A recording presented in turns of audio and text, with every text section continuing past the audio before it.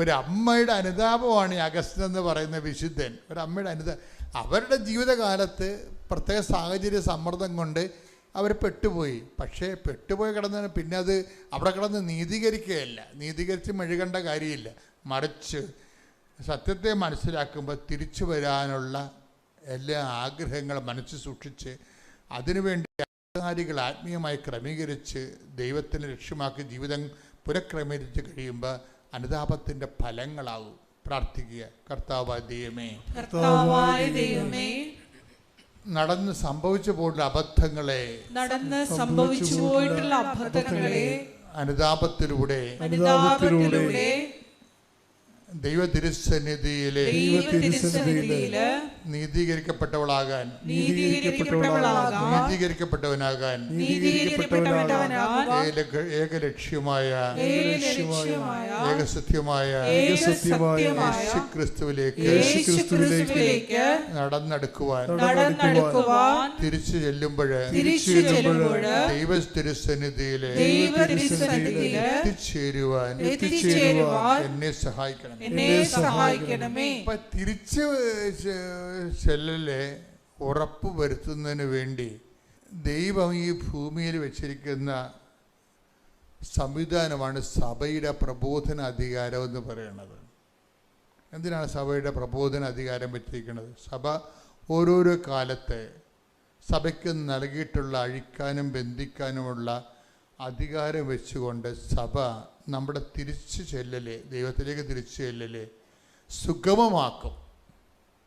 സഭ ചെയ്യുന്നത് സുഗമമാക്കുകയാണ്. എന്താ കാര്യം?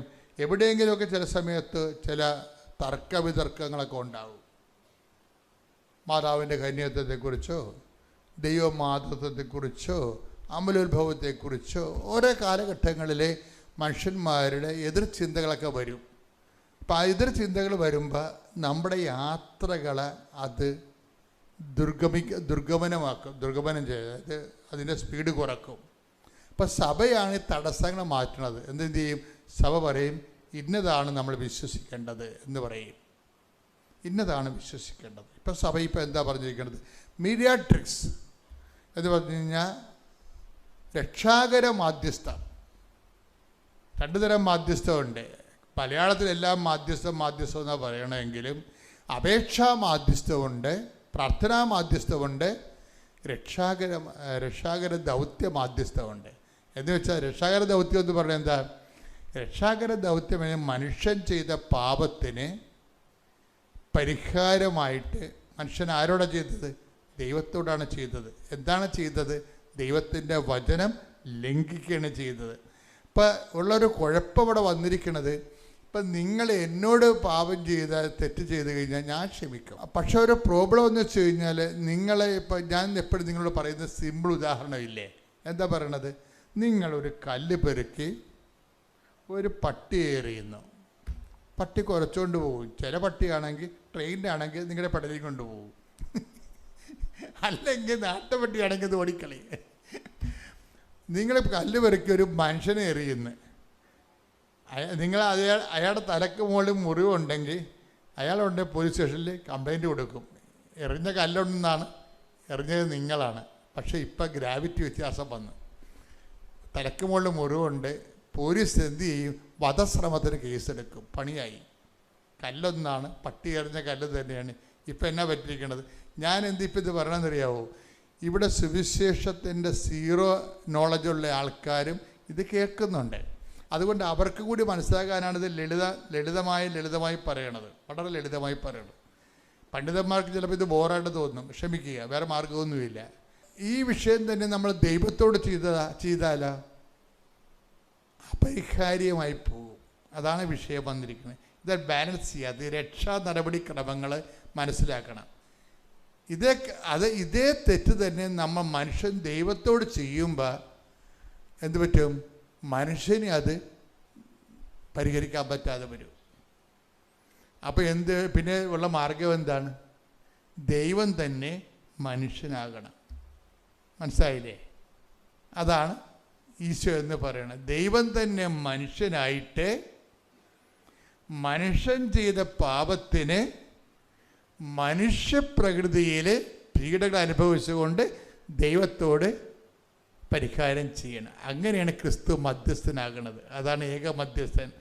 മനസ്സിലായില്ലേ? ഏക മധ്യസ്ഥൻ, മീഡിയേറ്റേഴ്സ് എന്ന് പറഞ്ഞാൽ അതാണ്. എന്നുവെച്ചാൽ ആർക്കും പരിഹരിക്കാൻ പറ്റത്തില്ല. അല്ലാതെ പ്രാർത്ഥനയ്ക്ക് മധ്യസ്ഥം വഹിക്കണം അല്ല വിഷയം. ഈ മനുഷ്യപ്രകൃതി വന്നുപോയ വരപ്രസാദത്തിൻ്റെ ശോഷണവും അത് പരിഹരിക്കാൻ നഷ്ടപ്പെട്ടു പോയ ദൈവിക ജീവനും കൃപയും അതാണ് വചനം പറയണത്. അവൻ്റെ നാമത്തിൽ വിശ്വസിക്കുന്നവർക്കെല്ലാം കൃപയും സത്യവും യേശുക്രിസ്തു വഴി take the bed of God. ശ്രുതികടെ ഹല്ലേലൂയ ഹല്ലേലൂയ ഹല്ലേലൂയ ഹല്ലേലൂയ ഹല്ലേലൂയ. യേശുവേ നന്ദി. ഹല്ലേലൂയ ഹല്ലേലൂയ ഹല്ലേലൂയ ഹല്ലേലൂയ ഹല്ലേലൂയ ഹല്ലേലൂയ ഹല്ലേലൂയ. ഇത്ര നല്ല ദൈവത്തോട് ഞാൻ എന്തു ചെയ്തും നന്ദി ചൊല്ലിടും. എന്നെ കൊച്ചു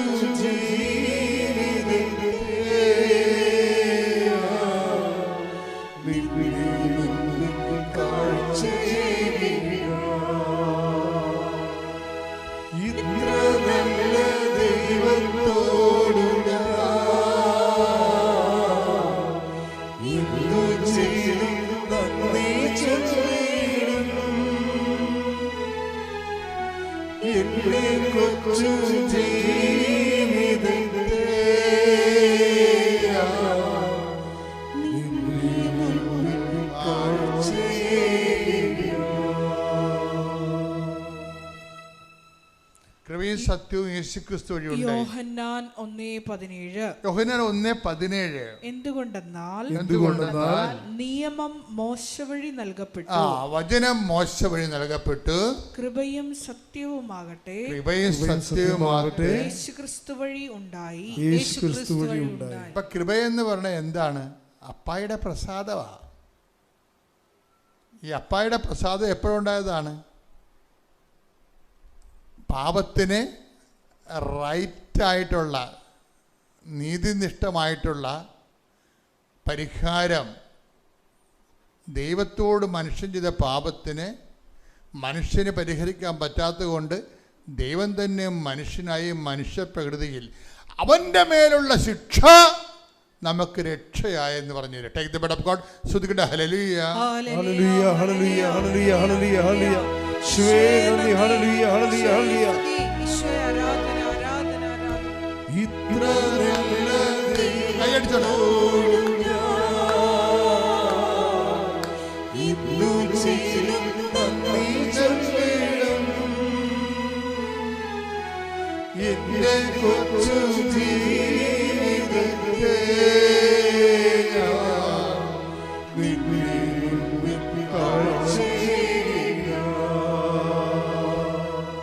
തറയിൽ നിന്ന് സാക്ഷ്യം പറയാൻ അനുഗ്രഹം തന്ന അമ്മ മാതാവിനും ഈശോയ്ക്കും ഞാൻ നന്ദി പറയുന്നു.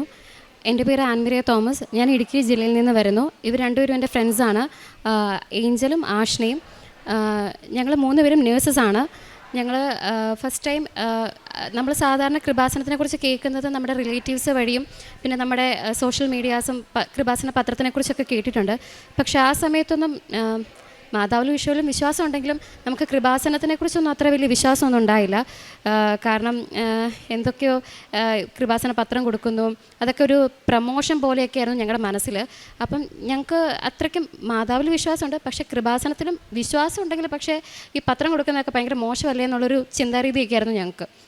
പക്ഷെ ഞങ്ങളതുകൊണ്ട് അത്ര അത് പ്രൊമോട്ട് ചെയ്തതൊന്നുമില്ലായിരുന്നു.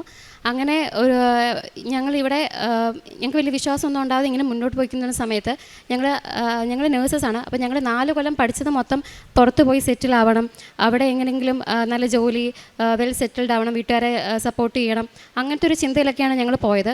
അപ്പോൾ ഞങ്ങളങ്ങനെ പോയിക്കൊണ്ടിരുന്ന സമയത്ത് ഞങ്ങളുടെ സീനിയേഴ്സൊക്കെ ആസ് യൂഷ്വൽ ചെയ്ത പോലെ തന്നെ ഞങ്ങളും UK പ്രോസസ്സിങ് തുടങ്ങാം, പഠിച്ചു കഴിഞ്ഞിട്ട് നേരെ UK പോകാമെന്നുള്ളൊരു ചിന്തയൊക്കെയായിരുന്നു ഞങ്ങൾക്ക്. അങ്ങനെ ഞങ്ങൾ OET എഴുതാനൊക്കെ തീരുമാനിച്ചതും. അപ്പം ആ സമയങ്ങൾക്ക് ഞാൻ കൃപാസനത്തിനെക്കുറിച്ച് കൂടുതൽ അധികം കേൾക്കാൻ തുടങ്ങി. കാരണം എൻ്റെ പപ്പയുടെ ബ്രദറും സിസ്റ്ററും ഇവിടെ വന്ന് സാക്ഷ്യം പറഞ്ഞവരാണ്. അവർ ശരിക്കും ക്യാൻസർ സർവൈവേഴ്സാണ്. അവരിവിടെ വന്ന് പ്രാർത്ഥിച്ചതിൻ്റെ ഫലമായിട്ടാണ് അവർക്ക് സൗഖ്യം ലഭിച്ചതെല്ലാം. അപ്പോൾ അങ്ങനെ അവരുടെ സാക്ഷ്യമാണ് ശരിക്കും എനിക്കപ്പോഴാണ് ഞാൻ മാതാവിൽ കൃപാസനത്തിൽ വിശ്വസിക്കാൻ തുടങ്ങിയത്. കാരണം ഇവിടെ മാതാവ് പ്രത്യക്ഷപ്പെട്ടിട്ടുണ്ട്, അല്ലെങ്കിൽ അവർ അത്രയും, അതും എൻ്റെ അങ്കിൾ 4th സ്റ്റേജിൽ നിന്നാണ് ക്യാൻസർ ഇത്രയും ബെറ്ററായിട്ട് ആൾ വന്നിരിക്കുന്നത്. അപ്പോൾ അതെനിക്കൊരു ശരിക്കും എന്നെ അത്ഭുതപ്പെടുത്തിയ ഒരു കാര്യമായിരുന്നു. അങ്ങനെയാണ് ഞാൻ മാതാവിൽ കൂടുതൽ വിശ്വസിച്ച് തുടങ്ങിയത്. അങ്ങനെ ഞങ്ങൾ ഫസ്റ്റ് OET എഴുതാൻ പോകുന്നതിന് മുന്നേ ഞാൻ ഇവിടെ മാതാവിൻ്റെ അടുത്ത് ഞങ്ങൾ വന്നിട്ടുണ്ടായി. അപ്പോൾ ഇവിടെ വന്ന് പ്രാർത്ഥിച്ചാണ് ഞങ്ങൾ 3 പേരും OET എഴുതിയതൊക്കെ. പക്ഷേ ആ സമയത്ത് ഞങ്ങൾ OET എഴുതിയെങ്കിലും ഞങ്ങൾക്ക് 3 പേർക്കും ഓരോ മൊഡ്യൂൾ വെച്ച് പോയി. പക്ഷേ അതെങ്ങനെ പോയെന്ന് ഞങ്ങൾക്ക് കാര്യം പറഞ്ഞാൽ എക്സാം ടഫാണ് OET. പക്ഷേ ഞങ്ങൾക്ക് അത്യാവശ്യം ലാംഗ്വേജും ഞങ്ങൾ അത്യാവശ്യം നല്ല രീതിയിൽ ചെയ്യുന്നു, പെർഫോമൻസൊക്കെ ഞങ്ങൾ വിശ്വസിച്ചിരുന്നു ഞങ്ങൾക്കത് ഫസ്റ്റ് അറ്റംപ്റ്റിൽ പാസ് ചെയ്യാൻ പറ്റുമെന്ന്. പക്ഷേ ഞങ്ങൾക്കത് ക്രാക്ക് ചെയ്യാൻ പറ്റിയില്ല. പക്ഷേ അത് ഞങ്ങൾക്ക് ഭയങ്കര ടെൻഷനും, അത് ഒരുപാട് ടെൻഷനായി. കാരണം ദൈവമേ, ഞങ്ങൾ ഇത്രയും നാളും വിചാരിച്ച UK പോയി ജീവിക്കാമെന്ന് വിചാരിച്ചിട്ട് ഇപ്പോൾ ഇതൊന്നും നടക്കത്തില്ലേ എന്നുള്ളൊരു ചിന്തയൊക്കെ ആയിരുന്നു ഞങ്ങൾക്ക്. അങ്ങനെ ഞങ്ങൾ ഒരു മൊഡ്യൂൾ വെച്ചല്ലേ പോയുള്ളൂ. അപ്പോൾ പിന്നെ കുഴപ്പമില്ല, നമുക്ക് പെട്ടെന്ന് തന്നെ ഒരു ഡേറ്റും കൂടെ എടുക്കാം, അപ്പം നമുക്കത് ക്ലബ്ബിംഗ് ആയിട്ടോ എങ്ങനെയൊക്കെ നമുക്കത് സ്കോർ ആക്കിയെടുക്കാമല്ലോ, അങ്ങനെയൊക്കെ വിചാരിച്ചാണ് ഞങ്ങൾ ഇരുന്നത്. അങ്ങനെ ഞങ്ങളൊരു ഡേറ്റ് എടുക്കാൻ വേണ്ടി തീരുമാനിക്കുവാണ്. അങ്ങനെ ഞങ്ങൾ ഡേറ്റ് എടുക്കാൻ തീരുമാനിച്ചത് ഒരു October 28, 2023 അന്ന് ഡേറ്റ് എടുക്കാൻ ശരിക്കും ഞങ്ങളുടെ വീട്ടുകാരും കൂടെ ഞങ്ങളോട് പറഞ്ഞു October 28 തന്നെ എടുക്കാനായിട്ട്. കാരണം അന്ന് കൃപാസന റാലി നടക്കുന്ന ദിവസമായിരുന്നു അന്ന്. പക്ഷേ ഞങ്ങൾക്ക് വരാൻ പറ്റിയില്ല. ഞങ്ങളുടെ വീട്ടുകാർ വന്ന് ഞങ്ങൾക്ക് വേണ്ടി കൃപാസന റാലി വന്ന് പ്രാർത്ഥിച്ചു. സെക്കൻഡ് അറ്റംപ്റ്റും ഫസ്റ്റ് അറ്റംപ്റ്റും കമ്പയർ ചെയ്യുകയാണെങ്കിൽ സെക്കൻഡ് അറ്റംപ്റ്റിൽ ഒന്നും പഠിച്ചിട്ടില്ല. കൂടുതലും പ്രാർത്ഥിച്ചു, പക്ഷെ പഠിച്ചിട്ടില്ല അത്രയും. കാരണം ഫസ്റ്റ് അറ്റംപ്റ്റിലാണ് കൂടുതൽ പ്രാർത്ഥിച്ചതും പ്രിപ്പയർ ചെയ്തതും ഒക്കെ ഫസ്റ്റ് അറ്റംപ്റ്റിലായിരുന്നു. പക്ഷേ സെക്കൻഡ് അറ്റംപ്റ്റ് അത്ഭുതകരമായി ഞങ്ങൾ 3 പേരും പാസ്സായി. ഞങ്ങൾക്ക് 3 പേർക്കും സ്കോർ കിട്ടി. UK സ്കോർ തന്നെ ഞങ്ങൾക്ക് ലഭിച്ചു. അപ്പോൾ ഞങ്ങൾ ആസ് യൂഷ്വൽ ഞങ്ങൾ കൃപാസനത്തിൽ വിശ്വസിച്ചു പ്രാർത്ഥിച്ചു. പക്ഷേ ഞങ്ങൾ ഉടമ്പടിയിൽ ആ സമയത്തൊന്നും ഞങ്ങൾ ഉടമ്പടി എടുത്തിട്ടില്ല. കാരണം ഉടമ്പടി എടുക്കാൻ ഞങ്ങൾക്ക് ഒരു മടിയായിരുന്നു, ഉടമ്പടി എടുക്കാനൊക്കെ ആയിട്ട്. അപ്പം ഞങ്ങൾ പിന്നെ UK പ്രോസസ്സിങ്, എല്ലാവരും UK പ്രോസസ്സിംഗ് ആണ്. അപ്പം ഞങ്ങളും UK പ്രോസസ്സിങ് സ്റ്റാർട്ട് ചെയ്തു. പക്ഷേ ആ സമയത്ത് UK റിക്രൂട്ട്മെൻറ്റ് നടക്കുന്നില്ല എന്നോ അല്ലെങ്കിൽ UK റിക്രൂട്ട്മെൻറ്റ് സ്റ്റോപ്പ് ചെയ്ത് വെച്ചേക്കുമായിരുന്നുള്ള സത്യമൊന്നും ഞങ്ങൾ അറിയുന്നില്ല. കാരണം ഏജൻസിക്കാർ പറയുന്നത് പ്രോസസ്സിംഗ് ഉണ്ട്, അടുത്ത മാസം വരും, അത് കഴിഞ്ഞിട്ടുള്ള മാസം വരും എന്ന് പറഞ്ഞ് ഞങ്ങളെ പറ്റിച്ചു. പക്ഷേ ഞങ്ങളതൊന്നും അറിയാതെ ഞങ്ങളും അങ്ങനെ അങ്ങ് വിശ്വസിച്ചങ്ങ് പോയി. അങ്ങനെ കുറേ മാസങ്ങൾ പോയി. മാസങ്ങൾ പോയതല്ലാതെ ഞങ്ങൾക്ക് UK ഇൻ്റർവ്യൂ ഒന്നും വരുന്നില്ല എന്ന് ഞങ്ങൾ മനസ്സിലാക്കി. UK ഇനി നോക്കിയിരുന്നിട്ട് കാര്യമില്ല എന്നുള്ള യാഥാർത്ഥ്യം ഞങ്ങൾ തിരിച്ചറിഞ്ഞു. അപ്പം അങ്ങനെ ഇരുന്നൊരു സമയത്ത് ഒരു 6 മാസം, ഏകദേശം ഒരു ജൂൺ ആയപ്പം എനിക്ക് ഒരു UK ഇൻ്റർവ്യൂ വന്നു, NHS ഹോസ്പിറ്റലിലോട്ട് തന്നെ. അങ്ങനെ ഞാൻ ആ ഇൻ്റർവ്യൂ അറ്റൻഡ് ചെയ്തു. ഇൻ്റർവ്യൂ പാസ്സായി കഴിയുമ്പോൾ നമ്മൾ സ്വാഭാവികമായിട്ടിരുന്ന ഉടനെ തന്നെ പോകാൻ പറ്റുമെന്നാണ് വിചാരിച്ചത്. പക്ഷേ അവിടെ ഇതുപോലെ തന്നെ സെയിം അവസ്ഥ. അവർ പിന്നീട് മെയിൽ അയച്ച് പറഞ്ഞു അവർക്കിപ്പം റിക്രൂട്ട്മെൻറ്റ് എടുക്കാൻ പറ്റത്തില്ല എന്നുള്ളൊരു സാഹചര്യത്തിലാണെന്ന് പറഞ്ഞവർ. അങ്ങനെ അത് പോയി കഴിഞ്ഞപ്പോഴത്തേക്കും പിന്നെ ഹോപ്പൊന്നുമില്ല. ദൈവമേ, ഇനി എന്നാ ചെയ്യും? ഒന്നുമില്ല ചെയ്യാനായിട്ട്. കാരണം UK പ്രതീക്ഷിച്ചിരുന്നു, UK ഒന്നും നടക്കുന്നില്ല, ഒരു കാര്യവും നടക്കുന്നില്ല, അങ്ങനത്തെ ഒരു അവസ്ഥയിലായിരുന്നു. അങ്ങനെ ഇങ്ങനെ മുന്നോട്ട് പോയിക്കൊണ്ടിരിക്കുക. അങ്ങനെ ഒരു ദിവസം ഞാനിവിടെ 2024 കൃപാസന റാലിക്ക് കൂടാൻ തീരുമാനിച്ചു. അങ്ങനെ ഞാൻ കൃപാസന റാലിക്ക് വരുവാണ്. അപ്പോൾ കൃപാസന റാലിക്ക് വരുന്നതിന് മുന്നേ ഞങ്ങളുടെ മനസ്സിലുണ്ട് അയർലൻഡും കൂടി ഒന്ന് നോക്കാം. എനിവേ UK നമ്മൾ സ്റ്റാർട്ട് ചെയ്തു, ഇനി 1 വർഷം കൂടി ഉണ്ട് OET വാലിഡിറ്റിക്ക്. അപ്പോൾ എന്നാൽ ജസ്റ്റ് ഒന്ന് നമുക്ക് അയർലൻഡും കൂടെ സ്റ്റാർട്ട് ചെയ്യാം, എന്താണേലും ഇത്രയൊക്കെ ആയില്ലേ, ഒരു അയർലൻഡും കൂടെ നോക്കാമെന്നും പറഞ്ഞ് ഞങ്ങൾ അയർലൻഡ് സ്റ്റാർട്ട് ചെയ്യാൻ തീരുമാനിച്ചു. അങ്ങനെ അയർലൻഡ് സ്റ്റാർട്ട് ചെയ്യാൻ തീരുമാനിച്ചെങ്കിലും ഞങ്ങൾക്ക് ആകെ ഡൗട്ടാണ്. കാരണം UK പകുതിയുള്ളൂ അയർലൻഡിൽ അതിൻ്റെ പകുതി ഇൻ്റർവ്യൂ നടക്കുന്നുള്ളൂ. അപ്പം നമുക്കത് കിട്ടുമോ? കാരണം കുറേ പേരോട് നമ്മൾ അന്വേഷിക്കുന്നുണ്ട്, ഏജൻസിക്കാരോട്, അവിടെ പോയി വർക്ക് ചെയ്യുന്നവരോട്, നമ്മുടെ ഫ്രണ്ട്സിനോട്. ഇവരൊക്കെ പറയുമ്പോഴും പറയുന്നത് UK ഇൻ്റർവ്യൂ കുറവായിരിക്കും അയർലൻഡ്, നിങ്ങളിനി അയർലൻഡ് തുടങ്ങിയാൽ വലിയ ഹോപ്പൊന്നും വേണ്ട എന്നുള്ള രീതിയിൽ പറയുന്നു.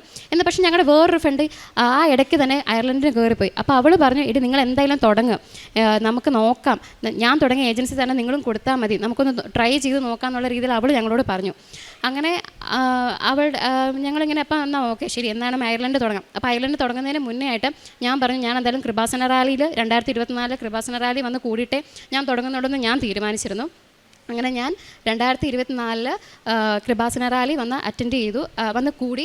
അങ്ങനെ കൃപാസന റാലി വന്ന സമയത്ത് ഞാൻ നിയോഗങ്ങൾ എഴുതിയപ്പോൾ ഞാൻ ഇത്രയും നിയോഗമേ വെച്ചിട്ടുള്ളൂ. ആ സമയത്ത് ഞാൻ ഉടമ്പടി എടുത്തിട്ടില്ല. ഞാനിങ്ങനെ നിയോഗം വെച്ചു, മാതാവേ എനിക്കറിയാം ഞാൻ UK പ്രോസസ്സിങ് സ്റ്റാർട്ട് ചെയ്തു, ഇപ്പം ഞാൻ അയർലൻഡ് പ്രോസസ്സിങ് സ്റ്റാർട്ട് ചെയ്യാൻ പോകണേ, എനിക്കറിയത്തില്ല എനിക്ക് ഏതാ ഏറ്റവും നല്ലതെന്ന്. ഇനിയിപ്പം നിനക്ക് ഇതൊന്നും അല്ല ആഗ്രഹമെങ്കിൽ ഓക്കെ, അതും ഓക്കെ, എനിക്ക് കുഴപ്പമില്ല, ഞാൻ അക്സെപ്റ്റ് ചെയ്തോളാം. പക്ഷേ ഇനിയിപ്പം UK അയർലൻഡ് നിനക്ക് ഞങ്ങളെ കൊണ്ടുപോകാൻ ആഗ്രഹമുണ്ടെങ്കിൽ ഏതാ നല്ലതെന്ന് വെച്ചാൽ എനിക്കൊന്ന് സെലക്ട് ചെയ്യാൻ വേണ്ടി എന്നെ ഹെൽപ്പ് ചെയ്യണമെന്ന് ഞാൻ പ്രാർത്ഥിച്ചു. ഞാൻ എനിക്ക് വേണ്ടി മാത്രമല്ല, ഞാൻ എൻ്റെ ഫ്രണ്ട്സിന് എല്ലാവർക്കും വേണ്ടി ഞാൻ പ്രാർത്ഥിച്ചു. ഞങ്ങൾക്കൊരു തീരുമാനം എടുക്കാനായിട്ടും അല്ലെങ്കിൽ അയർലൻഡ് പോകാൻ സാധിക്കണേ എന്നുള്ളൊരു പ്രാർത്ഥനയിലൊക്കെയാണ്. ആ സമയത്ത് ഞാൻ UK ശരിക്കും പറഞ്ഞാൽ വിട്ടായിരുന്നു. കാരണം UK ഇനി നമ്മൾ വലിയ പ്രതീക്ഷയൊന്നും ഇല്ലല്ലോ. അപ്പോൾ അയർലൻഡിലും തരണേ മാതാവേ എന്നുള്ള രീതിയിലാണ് ഞാൻ പ്രാർത്ഥിച്ച് തുടങ്ങിയതൊക്കെ. അങ്ങനെ ഞങ്ങൾ അയർലൻഡ് പ്രോസസ്സിങ് സ്റ്റാർട്ട് ചെയ്യാൻ തീരുമാനിച്ചു. അയർലൻഡ് പ്രോസസ്സിങ് സ്റ്റാർട്ട് ചെയ്യാൻ നേരത്ത് ഞങ്ങൾക്ക് കുറേ കോംപ്ലിക്കേഷൻസ് ഉണ്ടായിരുന്നു. പ്രൊസീജിയേഴ്സൊക്കെ ഭയങ്കര പാടാണ്. അയർലൻഡ് പ്രോസസ്സിങ് തുടങ്ങിയവർക്കറിയാം അതിന് പേപ്പർ വർക്കൊക്കെ കുറേ ഉണ്ട്. അങ്ങനെ ഞങ്ങൾ അയർലൻഡ് പ്രോസസ്സിങ് ഓൾമോസ്റ്റ് കംപ്ലീറ്റ് ആയി. അപ്പം നമ്മൾ വിചാരിക്കുന്നത് അയർലൻഡ് പ്രോസസ്സിങ് സ്റ്റാർട്ട് ചെയ്ത് 1-2 മാസത്തിനുള്ളിൽ ഒരു ഇൻ്റർവ്യൂ നമുക്ക് ലഭിക്കുമെന്നാണ് നമ്മൾ വിചാരിച്ചുകൊണ്ടിരുന്നത്. പക്ഷേ അവിടെയും ഈ UK സെയിം അവസ്ഥ, ഇൻ്റർവ്യൂസ് നടക്കുന്നില്ല. ഏജൻസിക്കാരോട് ചോദിക്കുമ്പോൾ അവർ പറയുന്നത് നിങ്ങൾ വെയിറ്റിംഗ് ലിസ്റ്റിലാണ്, നിങ്ങളെക്കാളും മുന്നേ ഡീലെടുത്തവർ ഇപ്പോഴും നിൽക്കുക, അവർക്ക് ഇൻ്റർവ്യൂ കൊടുത്തിട്ടില്ല, പിന്നെ ഇങ്ങനെ നിങ്ങൾക്ക് തരുന്നത് എന്നൊക്കെയാണ് അവരുടെ സൈഡിൽ നിന്ന് പറയുന്നത്. അപ്പോൾ അവിടെയും ഞങ്ങൾ വിചാരിച്ചു ദൈവമേ ഈ കാശും പോയി, UK ഇല്ല, അയർലൻഡും ഇല്ല. അങ്ങനെ ഇരിക്കും ഒരു ദിവസം ഞങ്ങൾ പിന്നെ ഇങ്ങനെ മുമ്പോട്ട് പോയിരുന്നൊരു ദിവസം എൻ്റെ ആൻറ്റി, എൻ്റെ പപ്പയുടെ ബ്രദറും സിസ്റ്ററും എന്നോട് എപ്പോഴും പറയും, മാളു നീ ഒരു ഉടമ്പടി എടുക്ക്, നീ വിചാരിക്കുന്ന പോലെ അത്ര കോംപ്ലിക്കേറ്റഡ് ആയിട്ടുള്ളൊരു കാര്യമൊന്നുമല്ല, നിന്നെ കൊണ്ട് ചെയ്യാൻ പറ്റുന്നതൊക്കെ ഉള്ളൂ, നിങ്ങൾക്കത് ചെയ്യാൻ പറ്റും, നിങ്ങൾ 3 പേരും പോയി ഒന്ന് ഉടമ്പടി എടുക്കുക, നിങ്ങൾക്ക് കാര്യങ്ങളെല്ലാം ശരിയാവുമെന്ന് അവരെന്നോട് പറയുന്നുണ്ട്. പക്ഷേ ഞാൻ ഉള്ളിൽ ഉടമ്പടി എടുത്തു കഴിഞ്ഞാൽ അത് കൃത്യമായിട്ട് പാലിക്കണം എന്നുള്ളൊരു അതെനിക്കറിയാം. കാരണം അവരത്രയും എൻ്റെ പപ്പയുടെ ബ്രദറും സിസ്റ്ററും അത്രയും കാര്യമായിട്ടാണ് ഉടമ്പടി കാണുന്നത് തന്നെ. അപ്പോൾ അത് അത്രയും പ്രഷ്യസ് ആയിട്ട് നമ്മൾ ചെയ്യേണ്ട ഒരു കാര്യമാണ്. അപ്പം ഞാനത് എടുത്തു കഴിഞ്ഞാൽ വെറുതെ ഉടമ്പടി ചുമ്മാ ഉഴപ്പിക്കഴിഞ്ഞാൽ എനിക്ക് അതിനൊരു പണി കിട്ടുമെന്ന് എനിക്കറിയാം. അപ്പം ഞാനെപ്പോഴും ആ ഒരു മടി ഉള്ളതുകൊണ്ട് തന്നെ ഞാനപ്പം അങ്ങനെ ഉടമ്പടി എടുക്കാനായിട്ട് ഞാനിങ്ങനെ താല്പര്യപ്പെടാണ്ട് നിൽക്കുമായിരുന്നു. പക്ഷേ അങ്ങനെ ദിവസങ്ങൾ പോയി, മാസങ്ങൾ പോയി. ഒരു ഫെബ്രുവരി 2025 അപ്പം അന്നൊരു 13-ാം തീയതിയൊക്കെ ആയപ്പം എൻ്റെ ആൻറ്റി എനിക്കൊരു സാക്ഷി അയച്ചു തരുവാണ്. എൻ്റെ പോലെ സെയിം UK ഇൻ്റർവ്യൂ അറ്റൻഡ് ചെയ്ത് പോകാനായിട്ട് മാസങ്ങളോളം വെയിറ്റ് ചെയ്ത് അവസാനം ആ കൊച്ചിന് ഓഫർ ലെറ്റർ കിട്ടി, ആ കുട്ടി പോകുന്നതായിട്ടാണ് ആ സാക്ഷ്യം. അപ്പോൾ ആ സാക്ഷ്യം ശരിക്കും എന്നെ സ്ട്രൈക്ക് ചെയ്തു. അപ്പം ഞാൻ വിചാരിച്ചു അപ്പം ഉടമ്പടി എടുത്തു കഴിഞ്ഞാൽ ആ കുട്ടിയും എന്നെപ്പോലെ തന്നെ വർക്ക് ചെയ്യുന്ന ഒരു കൊച്ചായിരുന്നു. ആ കുട്ടി വർക്ക് ചെയ്യുന്നതിൻ്റെ ഇടയ്ക്ക് ഉടമ്പടി എടുത്ത് കൃത്യമായിട്ട് പാലിച്ചു പോയ ആളാണ്. അപ്പോൾ ആ കുട്ടിയുടെ സാക്ഷ്യം ശരിക്കും എന്നെ സ്ട്രൈക്ക് ചെയ്ത് ഞാൻ ഇവരോട് 2 പേരോടും പറഞ്ഞു, ഒരു ഉടമ്പടി അങ്ങ് എടുക്കാം. ഞാനൊരു സാക്ഷ്യം കണ്ടു, ഞാൻ ആ സാക്ഷി ഇവർക്ക് അയച്ചു കൊടുക്കുകയും ചെയ്തു. അപ്പം ഞാൻ അവരോട് പറഞ്ഞു നമുക്കെന്നാൽ പോയി ഉടമ്പടി എടുക്കാമെന്ന് പറഞ്ഞു. അങ്ങനെ ഞങ്ങൾ ഒരുമിച്ച് എന്നാൽ ശരിയെന്നാൽ ഉടമ്പടി എടുക്കാമെന്ന് പറഞ്ഞ് ഞങ്ങളിങ്ങനെ ഉടമ്പടി എടുക്കാനായിട്ട് ഇവിടെ വന്നു. ഞാൻ ഉടമ്പടി എടുക്കുന്നത് ഇവിടെ ഞങ്ങൾ ഫെബ്രുവരി 16, 2025 ഞങ്ങൾ ഉടമ്പടി എടുക്കുന്നത്. അപ്പോൾ ആ സമയത്ത് ഉടമ്പടിക്ക് മുൻപേ എങ്ങനെയായിരുന്നെന്ന് വെച്ചാൽ പള്ളിയിൽ പോകാം, പറ്റുന്ന ദിവസമൊക്കെ പള്ളിയിൽ പോകും, കുരിശ് വരയ്ക്കാൻ പറ്റുന്ന ദിവസം ഉണ്ടെങ്കിൽ നമ്മൾ ജപമാല ചെല്ലും. കാരണം ജോലി ചെയ്യുന്നുണ്ട്. അപ്പോൾ അതിൻ്റെ ഇടയ്ക്ക് ഡ്യൂട്ടി കഴിഞ്ഞ് വന്ന് പിന്നെ നൈറ്റിൻ്റെ ഇടയ്ക്ക് നമ്മളത് ഭയങ്കര റെയറായിട്ടൊക്കെയാണ് കുരിശ് വരെയും പ്രാർത്ഥനയും ഒക്കെ ഉള്ളത്. ആ സമയത്തൊന്നും ഞാൻ അത്രയും പാഷനായിട്ടായിട്ട് പ്രാർത്ഥിച്ചിട്ടൊന്നുമില്ല. പിന്നെ ബൈബിൾ ആണെങ്കിലും വായിക്കുന്നത് ആഴ്ചയിൽ 1-2 തവണ എങ്ങനെ ബൈബിൾ തുറന്ന് നോക്കിയാലായി. പിന്നെ അതുപോലെ തന്നെ ആ സമയത്ത് വർക്ക് ചെയ്യുന്ന സമയത്താണെങ്കിലും എനിക്കൊട്ടും ക്ഷമയില്ല. ഞാൻ ഭയങ്കരമായിട്ടും എനിക്കെല്ലാം പെട്ടെന്ന് വേണം, അല്ലെങ്കിൽ എന്നെ ഇപ്പോൾ ആൾക്കാർ ഇങ്ങനെ കണ്ടിന്യൂസ് ആയിട്ട് ഡിസ്റ്റർബ് ചെയ്ത് കഴിഞ്ഞാൽ എനിക്കത് ഭയങ്കര ദേഷ്യമൊക്കെ ആവും. ഇപ്പോൾ ഒരു പേഷ്യൻ്റ് തന്നെ എന്നെ കണ്ടിന്യൂസിൽ ഒരു 3-4 തവണ എന്നെ എന്തെങ്കിലും കാര്യത്തിന് ഇങ്ങനെ വിളിക്കുകയാണെങ്കിൽ എനിക്ക് അവസാനം ദേഷ്യം വരും. അവരോട് എനിക്ക് ദേഷ്യമാവും. എൻ്റെ കൊളീഗ്സിനോടാണെങ്കിലും ഞാൻ ദേഷ്യപ്പെട്ട് സംസാരിക്കും. എനിക്ക് അങ്ങനത്തെ ഒരു സ്വഭാവമായിരുന്നു. പക്ഷേ ഉടമ്പടി എടുത്തതിന് ശേഷം എനിക്ക് വന്ന മാറ്റം എന്താണെന്ന് വെച്ചാൽ എനിക്ക് ശരിക്കും എനിക്ക് ശരിക്കും മനസ്സിലാവുന്നുണ്ട്. കാരണം ദിവസം ബൈബിൾ വായിക്കാൻ തുടങ്ങി, പിന്നെ ജപമാല ചെല്ലാൻ തുടങ്ങി, കുർബാന കൂടാൻ തുടങ്ങി. കുർബാന പരമാവധി ഞാൻ കൂടും. കുർബാന എങ്ങനെയാണെന്ന് വെച്ചാൽ എനിക്കിപ്പം സൺഡേ ഞാൻ എസ്പെഷ്യലി ഞാൻ കൂടാൻ നോക്കും. കാരണം എനിക്കിപ്പോൾ സൺഡേ ഇനിയിപ്പം മോർണിംഗ് ഡ്യൂട്ടി ആണെങ്കിൽ ഞാനത് മോർണിംഗ് ഷിഫ്റ്റ് മാക്കി അത് ഈവനിങ് ആക്കിയിട്ട് ഞാൻ മോർണിംഗ് കുർബാന കൂടാനായിട്ട് പോകും. അങ്ങനെയൊക്കെ ഒരുപാട് ഞാൻ ഡെഡിക്കേഷൻ ചെയ്തിട്ടുണ്ട്. ഞാൻ കുർബാന കൂടാനൊക്കെ ആയിട്ട് ഞാൻ ഒരുപാട് പരിശ്രമിച്ചിട്ടുണ്ട്. ഞങ്ങൾ എല്ലാവരും അങ്ങനെ തന്നെയാണ്. ഞങ്ങൾ 3 പേരും കുർബാന കൂടാനും കൊന്ത ചെല്ലാനും ബൈബിൾ വായിക്കാനും ഒക്കെ ഞങ്ങൾ അന്നേരമാണ് തുടർച്ചയായിട്ട് തുടങ്ങിയത്. പിന്നെ 5:30 എണീറ്റ് പ്രാർത്ഥിക്കും, വൈകുന്നേരം കിടക്കുന്നതിന് മുന്നേ പ്രാർത്ഥിക്കും. അതൊക്കെ വലിയൊരു മാറ്റമായിരുന്നു ഞങ്ങളെ സംബന്ധിച്ച്. പിന്നെ എനിക്കാണെങ്കിലും ഉടമ്പടി എടുക്കാമെന്ന് ഞാൻ പിന്നെ തീരുമാനിക്കാൻ ഒരു കാരണം എൻ്റെ ആത്മീയതയിലുള്ള എൻ്റെ വളർച്ച ഭയങ്കരമായിട്ട് ബാക്കിലോട്ട് പോകാമെന്ന് എനിക്ക് മനസ്സിലായി. കാരണം 4 കൊല്ലം ഞാൻ നഴ്സിംഗ് പഠിച്ചപ്പം ഞാൻ എന്നും പള്ളിയിൽ പോകും. ഞങ്ങൾ എന്നും പള്ളിയിൽ പോകുമായിരുന്നു. ഞങ്ങൾ തന്നെ എന്നും കുർബാനയും കൂടി കൊന്തയൊക്കെ ചെല്ലുന്ന ആൾക്കാരായിരുന്നു. പക്ഷേ ജോലിക്ക് കയറിയ പിന്നെ അതൊന്നും ഇല്ലാതെ ആയി കഴിഞ്ഞപ്പം ഞങ്ങൾക്ക് എല്ലാവർക്കും മനസ്സിലായി ഞങ്ങളൊരു ഉടമ്പടി എടുക്കുന്നത് എന്തുകൊണ്ട് ഞങ്ങളുടെ ഒരു ആത്മീയ വളർച്ചയ്ക്ക് അതെന്തായാലും നല്ലതായിരിക്കും എന്ന് ഞങ്ങൾ തീരുമാനിച്ചു. അങ്ങനെ ഞങ്ങൾ ഉടമ്പടി എടുത്ത് മുമ്പോട്ട് പോയി. അങ്ങനെ ഉടമ്പടി എടുത്ത് മുമ്പോട്ട് പോയെങ്കിലും ഞങ്ങൾക്ക് അവിടെ ഭയങ്കര സംഭവമായിട്ട് ഞങ്ങൾ വിചാരിച്ചു ഉടമ്പടി എടുത്ത് 1 മാസത്തിനുള്ളിൽ ഞങ്ങൾക്ക് ഭയങ്കര വലിയൊരു അത്ഭുതം നടക്കും എന്നൊക്കെയാണ് ഞങ്ങൾ വിചാരിച്ചത്. പക്ഷേ അങ്ങനെയല്ല നടന്നത്. ഉടമ്പടി എടുത്തു, മാസങ്ങൾ പോയി, കുറേ നാളുകൾ കഴിഞ്ഞു. അങ്ങനെ ഞങ്ങൾക്ക് ഒരു മാറ്റവും വന്നില്ല. അപ്പം ഞങ്ങൾ വിചാരിച്ചു, ഏജൻസിക്കാരനെ വിളിക്കുമ്പോൾ അയാൾ പറയുന്നത് വലിയ മാറ്റമൊന്നുമില്ല, ഇവിടെ ഇൻ്റർവ്യൂ ഒന്നും നടക്കുന്നില്ല എന്നുള്ള കാര്യത്തിൽ ആൾക്കും വലിയ ഹോപ്പൊന്നുമില്ല ഞങ്ങളെ കൊണ്ടുപോകാൻ പറ്റുമെന്നുള്ള കാര്യത്തിൽ. അങ്ങനത്തെ ഏകദേശം ഒരു കൈവിട്ട രീതിയിലായിരുന്നു. അങ്ങനെ ഒരു ദിവസം ഞാൻ മെയ് മാസത്തിൽ നമ്മുടെ ഉടമ്പടി ധ്യാനം കൂടുകയാണ്, ചൊവ്വാഴ്ച. ആ ഉടമ്പടി ധ്യാനം കൂടിയ സമയത്തുണ്ടല്ലോ ഞാനിങ്ങനെ പ്രാർത്ഥിക്കുകയാണ്. ഞാനന്ന് കരഞ്ഞു പ്രാർത്ഥിച്ചു മാതാവിൻ്റെ അടുത്ത്. ആ സമയങ്ങളിൽ ഞാൻ ജപമാലയാണെങ്കിലും കണ്ടിന്യൂസ് ആയിട്ട് 4 രഹസ്യങ്ങൾ കണ്ടിന്യൂസ് ആയിട്ട് ചൊല്ലി പ്രാർത്ഥിക്കുമായിരുന്നു. കാരണം ആ സമയത്തൊക്കെ ഭയങ്കര സ്ട്രെസ്സാണ്, ഒട്ടും നമുക്ക് കൺട്രോൾ ചെയ്യാൻ പറ്റാത്ത രീതിയിൽ നമുക്ക് ഇനി ഭാവിയെക്കുറിച്ച് ഓർത്തുള്ള ടെൻഷനൊക്കെ ആയിരുന്നു. അപ്പോൾ ആ സമയത്ത് എനിക്ക് ആകെ ഒരു സമാധാനം ഈ കൊന്ത ചെല്ലുന്നതും പിന്നെ കുർബാനയ്ക്ക് പോകുന്നതും ബൈബിൾ വായിക്കുന്നതും മാത്രമായിരുന്നു ആകെ ഒരു സമാധാനം. അതിലായിരുന്നു മുമ്പോട്ട് ഇങ്ങനെ പോയിക്കൊണ്ടിരുന്നത്. ഇപ്പം ഞാനതൊക്കെ ഓർക്കുമ്പോൾ എനിക്കത് അത്ഭുതമായിട്ടാണ് തോന്നുന്നത്, ഞാൻ എങ്ങനെ അതൊക്കെ ഞാൻ സർവൈവ് ചെയ്തതെന്ന്. അത് കഴിഞ്ഞിട്ട് പിന്നെ ഞങ്ങൾ ഉടമ്പടി ധ്യാനം കൂടുന്ന സമയത്ത് ഞാനിങ്ങനെ കരഞ്ഞ് പ്രാർത്ഥിച്ചു. ആ സമയത്ത് അച്ഛൻ ഇങ്ങനെ പറയാണ്, ആ സമയത്ത് എൻ്റെ കയ്യിൽ എൻ്റെ പാസ്പോർട്ട് ഇരിപ്പുണ്ട്. അപ്പം ഞാൻ എൻ്റെ പാസ്പോർട്ട് ഇങ്ങനെ വെച്ച് ഞാനിങ്ങനെ പ്രാർത്ഥിക്കുകയാണ്, എൻ്റെ മാതാവ് എനിക്കിതിനൊരു ഉത്തരം തരണം, ഈ പാസ്പോർട്ടും കൊണ്ട് എനിക്ക് അയർലൻഡ് പോകാൻ പറ്റുന്നത്. അപ്പം ഞാൻ പാസ്പോർട്ടിൻ്റെ ഉള്ളിൽ ഇങ്ങനെ പെൻസിൽ വെച്ച് എഴുതിക്കുക, എൻ്റെ മാതാവ് എനിക്ക് അയർലൻഡ് പോകാൻ കൊതിയാവുന്നു, എന്നെ നീ ഒന്ന് അങ്ങോട്ട് കൊണ്ടുപോകാമോ എന്നൊക്കെ ഞാനിങ്ങനെ പെൻസിൽ വെച്ച് എഴുതിക്കുവാണ്. അപ്പോൾ അച്ഛൻ ഇങ്ങനെ വിളിച്ച് പറയുകയാണ്, ആ സമയത്ത് ഞാനിങ്ങനെ കരഞ്ഞ് പ്രാർത്ഥിക്കുന്ന സമയത്ത് ഒരു കുട്ടി അവൾക്ക് ഒരു കാര്യത്തിന് തീരുമാനമാവാൻ വേണ്ടി കരഞ്ഞ് പ്രാർത്ഥിക്കുകയാണ്. അവളുടെ പ്രാർത്ഥന മാതാവിന് വേണ്ടി ഞാൻ സമർപ്പിക്കുന്നു. അവൾക്ക് ഒരുപാട് നാൾ കാത്തിരിക്കേണ്ടി വരില്ല, ഡിസംബറിന് മുന്നേ അവളുടെ കാര്യത്തിന് തീരുമാനം ഉണ്ടാകും എന്നാണ് അച്ഛൻ അന്ന് ആ സന്ദേശത്തിൽ പറഞ്ഞത്. അത് ഞാൻ വിശ്വസിച്ചു. അപ്പം കാരണം ഞാൻ കൃത്യം എൻ്റെ പാസ്പോർട്ട് കൈ വെച്ചപ്പോൾ അച്ഛൻ പറഞ്ഞ ഒരു സന്ദേശമായിരുന്നു അത്. അപ്പം ഞാൻ വിശ്വസിച്ചു, ഇത് എനിക്കുള്ളതാ, അല്ലെങ്കിൽ ഇത് ഞങ്ങൾക്കുള്ളതാ. കാരണം ഞങ്ങൾ അത്രയും പ്രാർത്ഥിക്കുന്നുണ്ടല്ലോ, അപ്പോൾ ഇത് ഞങ്ങൾക്ക് വേണ്ടി മാതാവ് ഞങ്ങൾക്ക് അന്നൊരു അടയാളമാണ്, അത് അച്ഛനിലൂടെ ഞങ്ങൾക്ക് അന്നൊരു സന്ദേശമെന്ന് ഞാനപ്പം ഉറച്ച് വിശ്വസിച്ചു. അങ്ങനെ മെയ് മാസം കഴിഞ്ഞു, ഒന്നും നടന്നില്ല. ഏപ്രിലായി, മെയ്, ജൂൺ, ജൂലൈ ഒക്കെ ആയി. അങ്ങനെ ഒരു ജൂൺ മാസമായി കഴിഞ്ഞപ്പോഴത്തേക്കും ഞങ്ങൾക്ക് വേറൊരു ഇൻ്റർവ്യൂ വരുവാണ് അയർലൻഡിലേക്ക്. പക്ഷേ ആ ഇൻ്റർവ്യൂവിൻ്റെ പ്രശ്നം എന്താണെന്ന് വെച്ചാൽ ആ ഇൻ്റർവ്യൂവിൽ ഒറ്റ വേക്കൻസിയേ ഉള്ളൂ. ഞങ്ങളൊരു 6 പേരുണ്ട് ആ ഇൻ്റർവ്യൂ അറ്റൻഡ് ചെയ്യാനായിട്ട്. അപ്പോൾ ഈ 6 പേർക്കും ഒരൊറ്റ വേക്കൻസിയും. അപ്പോൾ ഞങ്ങൾ സാറിനോട് ചോദിച്ചു, ഇത് ശരിയാണ്, ഞങ്ങൾ 3 പേര് ഒരുമിച്ച്, ഞങ്ങൾക്ക് 3 പേർക്ക് ഒരുമിച്ച് പോകാനാണ് ഞങ്ങൾക്ക് താല്പര്യം. ഞങ്ങൾ 3 പേര് ഒരുമിച്ച് ഉടമ്പടി എടുത്ത് ഒരുമിച്ച് പ്രാർത്ഥിച്ച് ഒരുമിച്ച് പഠിച്ച് വർക്ക് ചെയ്ത് വന്നവരാണ്. അപ്പോൾ ഞങ്ങൾക്ക് ഒരുമിച്ച് പോകാൻ തന്നെയാണ് താല്പര്യം. കാരണം ഒരാൾക്ക് അത് കിട്ടിയില്ലെങ്കിലുള്ള വിഷമം എന്താണെന്ന് നമുക്ക് എല്ലാവർക്കും അറിയാം. അപ്പം ആ ഒരു സാഹചര്യത്തിൽ അപ്പം ഞങ്ങളിങ്ങനെ സാറിനോട് ചോദിച്ചു. അപ്പോൾ സാറ് ഞങ്ങളോട് പറഞ്ഞു, ഒരു വേക്കൻസി ഉള്ളെങ്കിലും പറയാൻ പറ്റത്തില്ല, അവർ ചിലപ്പോൾ 2-3 പേരെ എടുക്കും, അത് ചിലപ്പോൾ നിങ്ങളാവാം എന്ന രീതിയിലും സാറിങ്ങനെ നമുക്കൊരു ഹിൻറ്റ് തന്നു. അപ്പം നമ്മൾ വിചാരിക്കുന്നത് എന്താ, ഓക്കെ നമുക്കത് കിട്ടും, നമ്മളത് നമുക്കത് ലഭിക്കും എന്നുള്ളൊരു പ്രതീക്ഷയാണ്. അങ്ങനെ ഫസ്റ്റ് ലെവൽ ഇൻ്റർവ്യൂ കഴിഞ്ഞ് കഴിഞ്ഞപ്പോഴത്തേക്കും ഒരാൾക്ക് ലഭിച്ചില്ല, ബാക്കി 2 പേർക്കും, എനിക്കും ആശയ്ക്കും അത് ലഭിച്ചു. അത് ലഭിച്ചു കഴിഞ്ഞപ്പോഴത്തേക്കും പിന്നീട് അതൊരു ഫോളോ അപ്പ് ഇൻ്റർവ്യൂ ആയിരുന്നു, നെക്സ്റ്റ് ലെവൽ ഓഫ് ഇൻ്റർവ്യൂ ഉണ്ടായിരുന്നു അതിന് വേണ്ടിയിട്ട്. അപ്പം ഒരാൾക്ക് കിട്ടിയില്ല എന്ന് അറിഞ്ഞപ്പോൾ തന്നെ ഞങ്ങളുടെ ഒരു ഹോപ്പും ഞങ്ങൾക്ക് അത് വേണ്ട എന്നുള്ള രീതിയിലൊക്കെ ആയിരുന്നു. ഞങ്ങൾക്ക് ആ ഇൻ്റർവ്യൂ താല്പര്യമില്ല എന്നുള്ള രീതിയിലാണ്. പക്ഷേ അറ്റ് ദ സെയിം ടൈം ഞങ്ങൾക്കുണ്ട് മനസ്സിൽ, ദൈവമേ ഈ ഇൻ്റർവ്യൂ ലാസ്റ്റ് ഞങ്ങൾക്ക് ആകെയുള്ളൊരു പിടിവള്ളിയാണ്, ഇനി അത് ഞങ്ങൾക്ക് കിട്ടത്തില്ലേ എന്നുള്ളൊരു ടെൻഷനൊക്കെ ആ സമയത്തും ഉണ്ട്. അപ്പോൾ ആ സമയത്ത് ഫോളോ അപ്പ് ഇൻ്റർവ്യൂ നടന്ന സമയത്ത് അവർ പറഞ്ഞു, നിങ്ങളൊരു 3 പേരുണ്ട് ആ ഇൻ്റർവ്യൂ അറ്റൻഡ് ചെയ്യാൻ, ഇതിലൊരാളെ അവർ സെലക്ട് ചെയ്യുന്നുള്ളൂ എന്ന് അവർ ഓൾറെഡി ഞങ്ങളോട് പറഞ്ഞു. അപ്പോൾ പിന്നെ ഞങ്ങൾക്ക് ടെൻഷനായി, ഞാനാണോ ആഷ്നയാണോ അതോ മറ്റൊരു കുട്ടിയാണോ ആരാണെന്നൊന്നും ഞങ്ങൾക്ക് അറിയത്തില്ല. അപ്പം അങ്ങനെ ടെൻഷൻ അടിച്ചിരുന്ന 2 ഇൻ്റർവ്യൂ കഴിഞ്ഞു. ഇൻ്റർവ്യൂ ആസ് യൂഷ്വൽ ഞങ്ങൾ നോർമൽ നല്ല രീതിയിൽ തന്നെ അറ്റൻഡ് ചെയ്യാൻ പറ്റി. പക്ഷേ ഇൻ്റർവ്യൂ കഴിഞ്ഞ് റിസൾട്ട് വന്നത് ഒരു വെള്ളിയാഴ്ചയാണ്. ആ വെള്ളിയാഴ്ച ഞങ്ങൾ സാറിനെ വിളിച്ചു. അപ്പോൾ സാറ് ഞങ്ങളോട് പറഞ്ഞു, നിങ്ങൾ ആ ഇൻ്റർവ്യൂവിന് പാസ്സായിട്ടില്ല എന്ന് പറഞ്ഞു. അത് ശരിക്കും ഒരു ഭയങ്കരമായിട്ട് ഞങ്ങളെ കൂടുതൽ സങ്കടപ്പെടുത്തി. അപ്പോൾ ആ സമയത്ത് ഞാനിങ്ങനെ ക്വസ്റ്റ്യൻ ചെയ്യുക ഈശോയോട് മാതാവോട്, എന്തിനാ ഇങ്ങനെ ഞങ്ങൾ എന്തിനാ ടോർച്ചർ ചെയ്യുന്നത്? ഞങ്ങൾ ചോദിച്ചിട്ടല്ല ഈ ഇൻ്റർവ്യൂ ഇപ്പോൾ വന്നേക്കുന്നത്. ഞങ്ങൾ ആഗ്രഹിക്കാത്ത സമയത്ത് ഒരു ഇൻ്റർവ്യൂ വന്നു. ആ ഇൻ്റർവ്യൂ വന്നിട്ട് ഇത് ഞങ്ങൾക്ക് വെറുതെ ഒരു ഇൻ്റർവ്യൂ വന്ന് ഒരു വേക്കൻസി ഉള്ളൂ എന്ന് പറഞ്ഞു. പിന്നെ ഞങ്ങൾ എന്തിനാ വെറുതെ കൂടുതൽ കഷ്ടപ്പെടുത്താനാണോ, കൂടുതൽ ഞങ്ങൾക്ക് ഇങ്ങനെ വേദനകൾ തരാൻ വേണ്ടിയിട്ടാണോ ഞങ്ങൾക്ക് ഇൻ്റർവ്യൂ തന്നതെന്ന് ഞാനിങ്ങനെ ഈശോയോട് ക്വസ്റ്റ്യൻ ചെയ്യുക. അപ്പോൾ ഞാനിങ്ങനെ ആശനെ വിളിച്ച് പറയുന്നുണ്ട്. കാരണം ഏഞ്ചൽ ഓൾറെഡി ഡിപ്രസ്ഡ് ആണ്, അവൾക്ക് ഫസ്റ്റ് ലെവൽ ഇൻ്റർവ്യൂ കിട്ടിയില്ല എന്ന് പറഞ്ഞപ്പോൾ തന്നെ. അപ്പോൾ സെക്കൻഡ് ലെവൽ കഴിഞ്ഞപ്പോഴത്തേക്കും എനിക്ക് ഇവളെ വിളിക്കാനുള്ളൊരു മാനസികാവസ്ഥ ഉണ്ടായില്ല. ഞാനപ്പോൾ ആഷ്നെ വിളിച്ചു.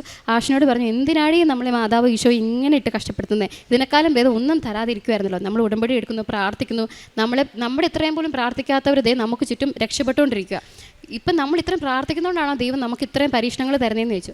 അപ്പോൾ ആഷ്ന എന്നോട് പറഞ്ഞു, എടി ദൈവത്തിന് കൂടുതൽ ഇഷ്ടമുള്ളവരെ, അല്ലെങ്കിൽ മാതാവിനും ഈശോയ്ക്കും കൂടുതൽ ഇഷ്ടമുള്ളവരെയാണല്ലോ മാതാവ് ഈശോയും പരീക്ഷിക്കുന്നത്, അതുപോലെ നമ്മളെ പരീക്ഷിച്ചാൽ നീ അത്ര ഓർത്താൽ മതിയെന്ന് പറഞ്ഞു. അപ്പം ഞാൻ പെട്ടെന്ന് എൻ്റെ ആ ഒരു സങ്കടത്തിലും ഒരു ദേഷ്യത്തിലും ഞാൻ ആഷ്നോട് പറഞ്ഞു, ഇങ്ങനെയാണെങ്കിൽ ഈശോയും മാതാവും നമ്മളെ സ്നേഹിക്കാതിരിക്കുന്നത് നല്ലത്, ഇങ്ങനെ പരീക്ഷണം തരാനാണെങ്കിൽ എന്നെ കൊണ്ട് ഇത് താങ്ങാൻ പറ്റുന്നില്ല എന്നുള്ള രീതിയിലൊക്കെ ഞാൻ എൻ്റെ വിഷമത്തിൽ ഞാൻ പറഞ്ഞു. പക്ഷേ ആ പറഞ്ഞു തീർന്ന ആ സെക്കൻഡിൽ തന്നെ ഞാൻ റിയലൈസ് ചെയ്തു, ഞാൻ പറഞ്ഞത് അത്രയ്ക്കും വലിയൊരു തെറ്റാണെന്ന് ഞാൻ മനസ്സിലാക്കി. ഞാൻ അപ്പം തന്നെ ഈശോയുടെ സോറി പറഞ്ഞു, മാതാവിനോട് സോറി പറഞ്ഞു. പക്ഷേ അതൊന്നും കാര്യമില്ല. പക്ഷേ അത് എനിക്കറിയാം ഈശോയ്ക്ക് മാതാവിനെ അത് ഒരുപാട് ഹേർട്ട് ചെയ്തിട്ടുണ്ട്. പിന്നീട് ഞാൻ എനിക്ക് ഒട്ടും പക്ഷേ അത് വെള്ളിയാഴ്ച റിസൾട്ട് വന്നു. എനിക്ക് ഒട്ടും പറ്റുന്നില്ല. എനിക്ക് ഫുഡ് കഴിക്കാൻ പറ്റുന്നില്ല, ഉറങ്ങാൻ പറ്റുന്നില്ല, വീട്ടിൽ വിളിച്ചിട്ട് കരച്ചില്ല. വീട്ടുകാർ പറഞ്ഞു എന്നാൽ വീട്ടിലോട്ട് പോരെ, നിനക്ക് ഇത്രയും ഒട്ടും അവിടെ പറ്റുന്നില്ലെങ്കിൽ നീ ഇങ്ങ് പോരെ. എനിക്ക് ജോലിയിലാണ് സ്ട്രെസ്സ്, ജോലിയും പറ്റുന്നില്ല, എല്ലാം കൂടി ഇട്ടിട്ട് പോയാലോ എന്നുള്ളൊരു ചിന്തയൊക്കെ ആയി.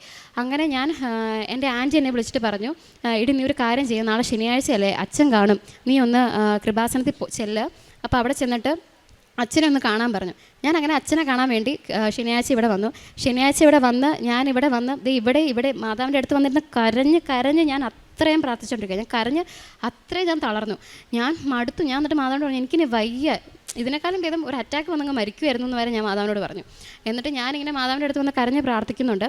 അപ്പോൾ പ്രാർത്ഥിച്ച സമയത്ത് ഞാനിങ്ങനെ അച്ഛനെ കാണാൻ വേണ്ടി കയറി. അങ്ങനെ അച്ഛനെ കാണാൻ വേണ്ടി കയറി കഴിഞ്ഞപ്പം അച്ഛൻ എൻ്റെ പാസ്പോർട്ടും എൻ്റെ OETയും എൻ്റെ DLും ഒക്കെ മാതാവിൻ്റെ അടുത്ത് കൊണ്ടുപോയി പ്രാർത്ഥിച്ചു. പിന്നെ ഈശോയുടെ രൂപത്തെ കൊണ്ടുപോയി പ്രാർത്ഥിച്ചു. ഞാൻ പിന്നെ അച്ഛൻ എന്നോടൊന്നും പറഞ്ഞില്ല. അപ്പം ഞാൻ കരഞ്ഞുകൊണ്ട് അച്ഛനോട് ചോദിച്ചു, അച്ഛാ എനിക്കിങ്ങനെ ഡൗട്ടാണ്, ഞാൻ ഇനി UK എന്തെങ്കിലും മാസ്റ്റേഴ്സ് എടുക്കാൻ പോകണോ, അല്ലെങ്കിൽ ഞാൻ ജർമ്മൻ പഠിക്കാൻ പോകണോ, അല്ലെങ്കിൽ ഞാൻ ഈ അയർലൻഡ് തന്നെ ഇങ്ങനെ നോക്കിയിരിക്കണോ, എന്താ ചെയ്യേണ്ടതെന്ന് ചോദിച്ചു. അപ്പോൾ അച്ഛൻ എന്നോട് ചോദിച്ചു, നിൻ്റെ OETക്ക് ഇനി എത്ര നാളും കൂടെ വാലിഡിറ്റി ഉണ്ടെന്ന് ചോദിച്ചു. അപ്പോൾ ഞാൻ പറഞ്ഞു, അച്ഛാ ഇനിയൊരു 4 മാസം കൂടെ ഉണ്ടെന്ന് പറഞ്ഞു വാലിഡിറ്റി. അപ്പോൾ അച്ഛൻ പറഞ്ഞു, 4 മാസം കൂടെ ഇല്ലേ, OET കഴിഞ്ഞിട്ടൊന്നും ഇല്ലല്ലോ, എന്നിട്ടൊരു തീരുമാനം എടുത്താൽ പോരെയെന്ന് അച്ഛൻ എന്നോട് ഇങ്ങോട്ട് ചോദിച്ചു. അപ്പോൾ എനിക്ക് ശരിക്കും മനസ്സിലായില്ല, ഇതിപ്പോൾ അച്ഛൻ എന്താ ഉദ്ദേശിച്ചത്, എന്നോട് വെയിറ്റ് ചെയ്യാനാണോ ഉദ്ദേശിച്ചത്, അതോ ഞാനിനി വേറെ എന്തെങ്കിലും ചെയ്യണോ, എനിക്കൊന്നും മനസ്സിലായില്ല. അപ്പോൾ ഞാൻ എൻ്റെ വീട്ടിൽ ഇങ്ങനെ വിളിച്ച് പറഞ്ഞു, അച്ഛൻ എന്നോട് ഇങ്ങനെ പറഞ്ഞെന്ന് പറഞ്ഞു. അപ്പോൾ എൻ്റെ ആൻറ്റിയും ബ്രദറും പറഞ്ഞു, എടി അത് അച്ഛൻ പറഞ്ഞേക്കുന്നത് നിനക്കത് കിട്ടുമെന്ന് തന്നെയാണ്, അപ്പോൾ നീ അത് വിശ്വസിക്കാൻ പറഞ്ഞു. പക്ഷേ എൻ്റെ ഞാൻ വിശ്വസിച്ചില്ല. ആക്ച്വലി എൻ്റെ പപ്പ പറഞ്ഞു, എന്നാൽ അച്ഛൻ എന്തായാലും ഇത് പറഞ്ഞ സ്ഥിതിക്ക് നീ എന്നാൽ ഒരു അങ്ങനെ പോട്ടെ, നമുക്ക് എന്തായാലും അയർലൻഡിൽ വേണ്ടി തന്നെ നോക്കാം, എന്താണേലും നീ ഇപ്പോൾ 2-3 ദിവസമായിട്ട് ജോലിക്കൊന്നും പോകുന്നില്ലല്ലോ, അപ്പോൾ അവിടുന്ന് നമുക്ക് എൻക്വയറി വരുന്നുണ്ട്, അപ്പം നമുക്ക് ഇത്രയും കണ്ടിന്യൂസ് ആയിട്ട് ഇത്രയും ലീവ് എടുക്കുന്നു, അപ്പം ഞാൻ ആ ഹോസ്പിറ്റലിലോട്ട് കയറിയിട്ട് മാസങ്ങളായിട്ടേ ഉണ്ടായിരുന്നുള്ളൂ. അപ്പം നമ്മൾ അബ്സ്കൗണ്ടായി പോയോ എന്നൊക്കെ അവർക്കൊരു ഡൗട്ടുണ്ട്. അപ്പം ഞാനിങ്ങനെ ഇവരോടിങ്ങനെ, അപ്പം എനിക്ക് തിരിച്ച് ആ ഹോസ്പിറ്റലിലോട്ട് കയറുന്നത് അത്ര എളുപ്പമല്ല. അപ്പം ഞാൻ വിചാരിച്ചു, എന്നാൽ ഓക്കെ ജോലി അങ്ങ് റിസൈൻ ചെയ്തേക്കാം, നമുക്കെന്നാൽ പയ്യെ ജർമ്മൻ ചുമ്മാ പേരിനങ്ങ് പഠിക്കുന്ന രീതിയിൽ ഒരു 2 മാസമല്ലേ, അതങ്ങനെ തന്നെ അങ്ങ് പോട്ടെ എന്നുള്ള രീതിയിൽ ഞാനങ്ങനെ വെയിറ്റ് ചെയ്തു. അങ്ങനെ ഞാൻ ജർമ്മൻ പഠിക്കാൻ തീരുമാനിച്ചു. ജർമ്മൻ പഠിക്കാൻ തീരുമാനിച്ചതാണ് അത് ശരിക്കും പറഞ്ഞാൽ അച്ഛൻ എന്നോട് പറഞ്ഞൊരു കാര്യമല്ല, ഞാൻ എൻ്റെ ഇഷ്ടത്തിന് ഞാൻ എടുത്തൊരു തീരുമാനമായിരുന്നു. അതായിരുന്നു ഞാൻ എൻ്റെ ജീവിതത്തിൽ ചെയ്ത ഏറ്റവും വലിയ ബ്ലണ്ടർ. ഞാൻ ജർമ്മൻ പഠിക്കാൻ തുടങ്ങി ഏകദേശം ഒരു A1 എത്തിയപ്പോൾ തന്നെ എനിക്ക് മനസ്സിലായി ഇത് എന്നെ കൊണ്ട് പറ്റുകയില്ലാന്ന്. ഞാനും ഏഞ്ചലുമാണ് ശരിക്കും ജർമ്മൻ പഠിക്കാൻ തുടങ്ങിയത്. ആഷ്ന ജർമ്മൻ പഠിക്കാൻ തുടങ്ങിയിട്ടുണ്ടായില്ല, അവൾ വർക്ക് ചെയ്ത് തന്നെ കണ്ടിന്യൂ ചെയ്തു. ഞങ്ങൾക്ക് 2 പേർക്കും പിന്നെ അങ്ങോട്ടും ഇങ്ങോട്ടും ടെൻഷനായി, എടി നമ്മൾ ജോലി റിസൈൻ ചെയ്തു, ജർമ്മൻ നമ്മളെ കൊണ്ട് ഒന്നും പറ്റത്തില്ല എന്ന് നമുക്ക് മനസ്സിലായി, നമ്മളിനി എന്നാ ചെയ്യും, നമുക്കിനി ഒന്നും ചെയ്യാനില്ലല്ലോ എന്നൊക്കെ പറയാം. അപ്പോൾ ഇവരെന്നോട് പറയുന്നുണ്ട്, എന്നാൽ നമുക്കെന്നാൽ സൗദിയൊക്കെ തുടങ്ങിയാലോ എന്നൊക്കെ ഒരു രീതിയിൽ നമുക്ക് ചിന്ത വരുന്നുണ്ട്. അപ്പം ഞാനിങ്ങനെ പറഞ്ഞു, എനിക്ക് സൗദി ഒന്നും പറ്റുമെന്ന് എനിക്ക് തോന്നുന്നില്ല, കാരണം എനിക്ക് ആകെ ഒരു സമാധാനം ഇപ്പോൾ ഉള്ളത് ഈശോയുടെ അടുത്ത് വന്ന് പ്രാർത്ഥിക്കുന്നത്, മാതാവിൻ്റെ അടുത്ത് പ്രാർത്ഥിക്കുന്നതൊക്കെ. സൗദിയിലൊക്കെ പോയി കഴിഞ്ഞാൽ എനിക്കറിയത്തില്ല അവിടെ പള്ളിയൊക്കെ ഉണ്ടോയെന്ന്, എനിക്ക് പള്ളിയൊന്നും കുർബാനയൊന്നും കൂടാണ്ട് എനിക്ക് പറ്റത്തില്ല എന്ന് ഞാൻ ഇങ്ങനെ ഇവന്മാരോട് പറഞ്ഞുകൊണ്ടിരിക്കുക. അപ്പോൾ ഇവർ പറഞ്ഞു, എടി മാതാവ് ഇനിയിപ്പോൾ എന്താ വിധിച്ചിരിക്കുന്നത് നമുക്കറിയത്തില്ല, ഇപ്പോൾ സൗദി ആണെങ്കിൽ സൗദി നമുക്ക് നോക്കാമെന്നുള്ള രീതി ഇങ്ങനെ പോട്ടെ, 1 മാസം കൂടെ പോട്ടെ എന്നുള്ള രീതിയിൽ ഇങ്ങനെ പോവുക. അപ്പോൾ അങ്ങനെ ഞങ്ങൾ 1 മാസങ്ങൾ കഴിഞ്ഞു. ഞാൻ ജർമ്മൻ പഠിത്തം നിർത്തി, എനിക്ക് മതിയായി, എന്നെ കൊണ്ടത് പറ്റുന്നില്ല, കാരണം അത് പഠിക്കാൻ തുടങ്ങിയപ്പോൾ തൊട്ട് ഇരട്ടി സ്ട്രെസ്സായി. അപ്പം എനിക്ക് മനസ്സിലായി ഞാനത് അച്ഛൻ്റെ വാക്കിനെതിരായിട്ട് ഞാൻ ചെയ്തതാണ്. അച്ഛൻ ഓൾറെഡി മാതാവിൻ്റെ അടുത്തും ഈശോയുടെ അടുത്തും പോയി പ്രാർത്ഥിച്ച് എനിക്കെന്ന സന്ദേശമായിരുന്നു. ഞാനത് ധിക്കരിച്ച് പോയി എടുത്തൊരു തീരുമാനമാണ് ഞങ്ങൾ ജർമ്മൻ പഠിത്തം. അപ്പം അതെനിക്ക് ഞാനത് നിർത്തി കഴിഞ്ഞപ്പോഴത്തേക്കും പിന്നെ ആകെ ടെൻഷനായി, ഇനി ആകെ ഗ്യാപ്പായി, ജോലിയില്ല, നാട്ടുകാരുടെ ചോദ്യങ്ങൾ നാട്ടുകാരിങ്ങനെ ചോദിക്കാൻ തുടങ്ങുന്നു, എന്തായി പോണില്ലേ. എനിക്കിതെല്ലാം കൂടെ കേട്ടിട്ട് ഒട്ടും പറ്റാത്ത അവസ്ഥയായി. ഞാൻ എന്നും കരച്ചിലും പ്രാർത്ഥനയും മാത്രം, രാവിലെ തൊട്ട് വൈകിട്ട് വരെ. രാവിലെ പള്ളി പോകുന്നത് എന്താണെന്ന് വെച്ചാൽ എല്ലാവരും ചോദിക്കും, പക്ഷേ എനിക്കെന്തോ പള്ളി പോകാൻ മാത്രം ഭയങ്കര ഞങ്ങൾക്കൊരു ധൈര്യമായിരുന്നു. ഞങ്ങൾ കണ്ടിന്യൂസ് ആയിട്ട് പള്ളി പോകുമായിരുന്നു. പള്ളി പോക്കും കുർബാനയും മാത്രം.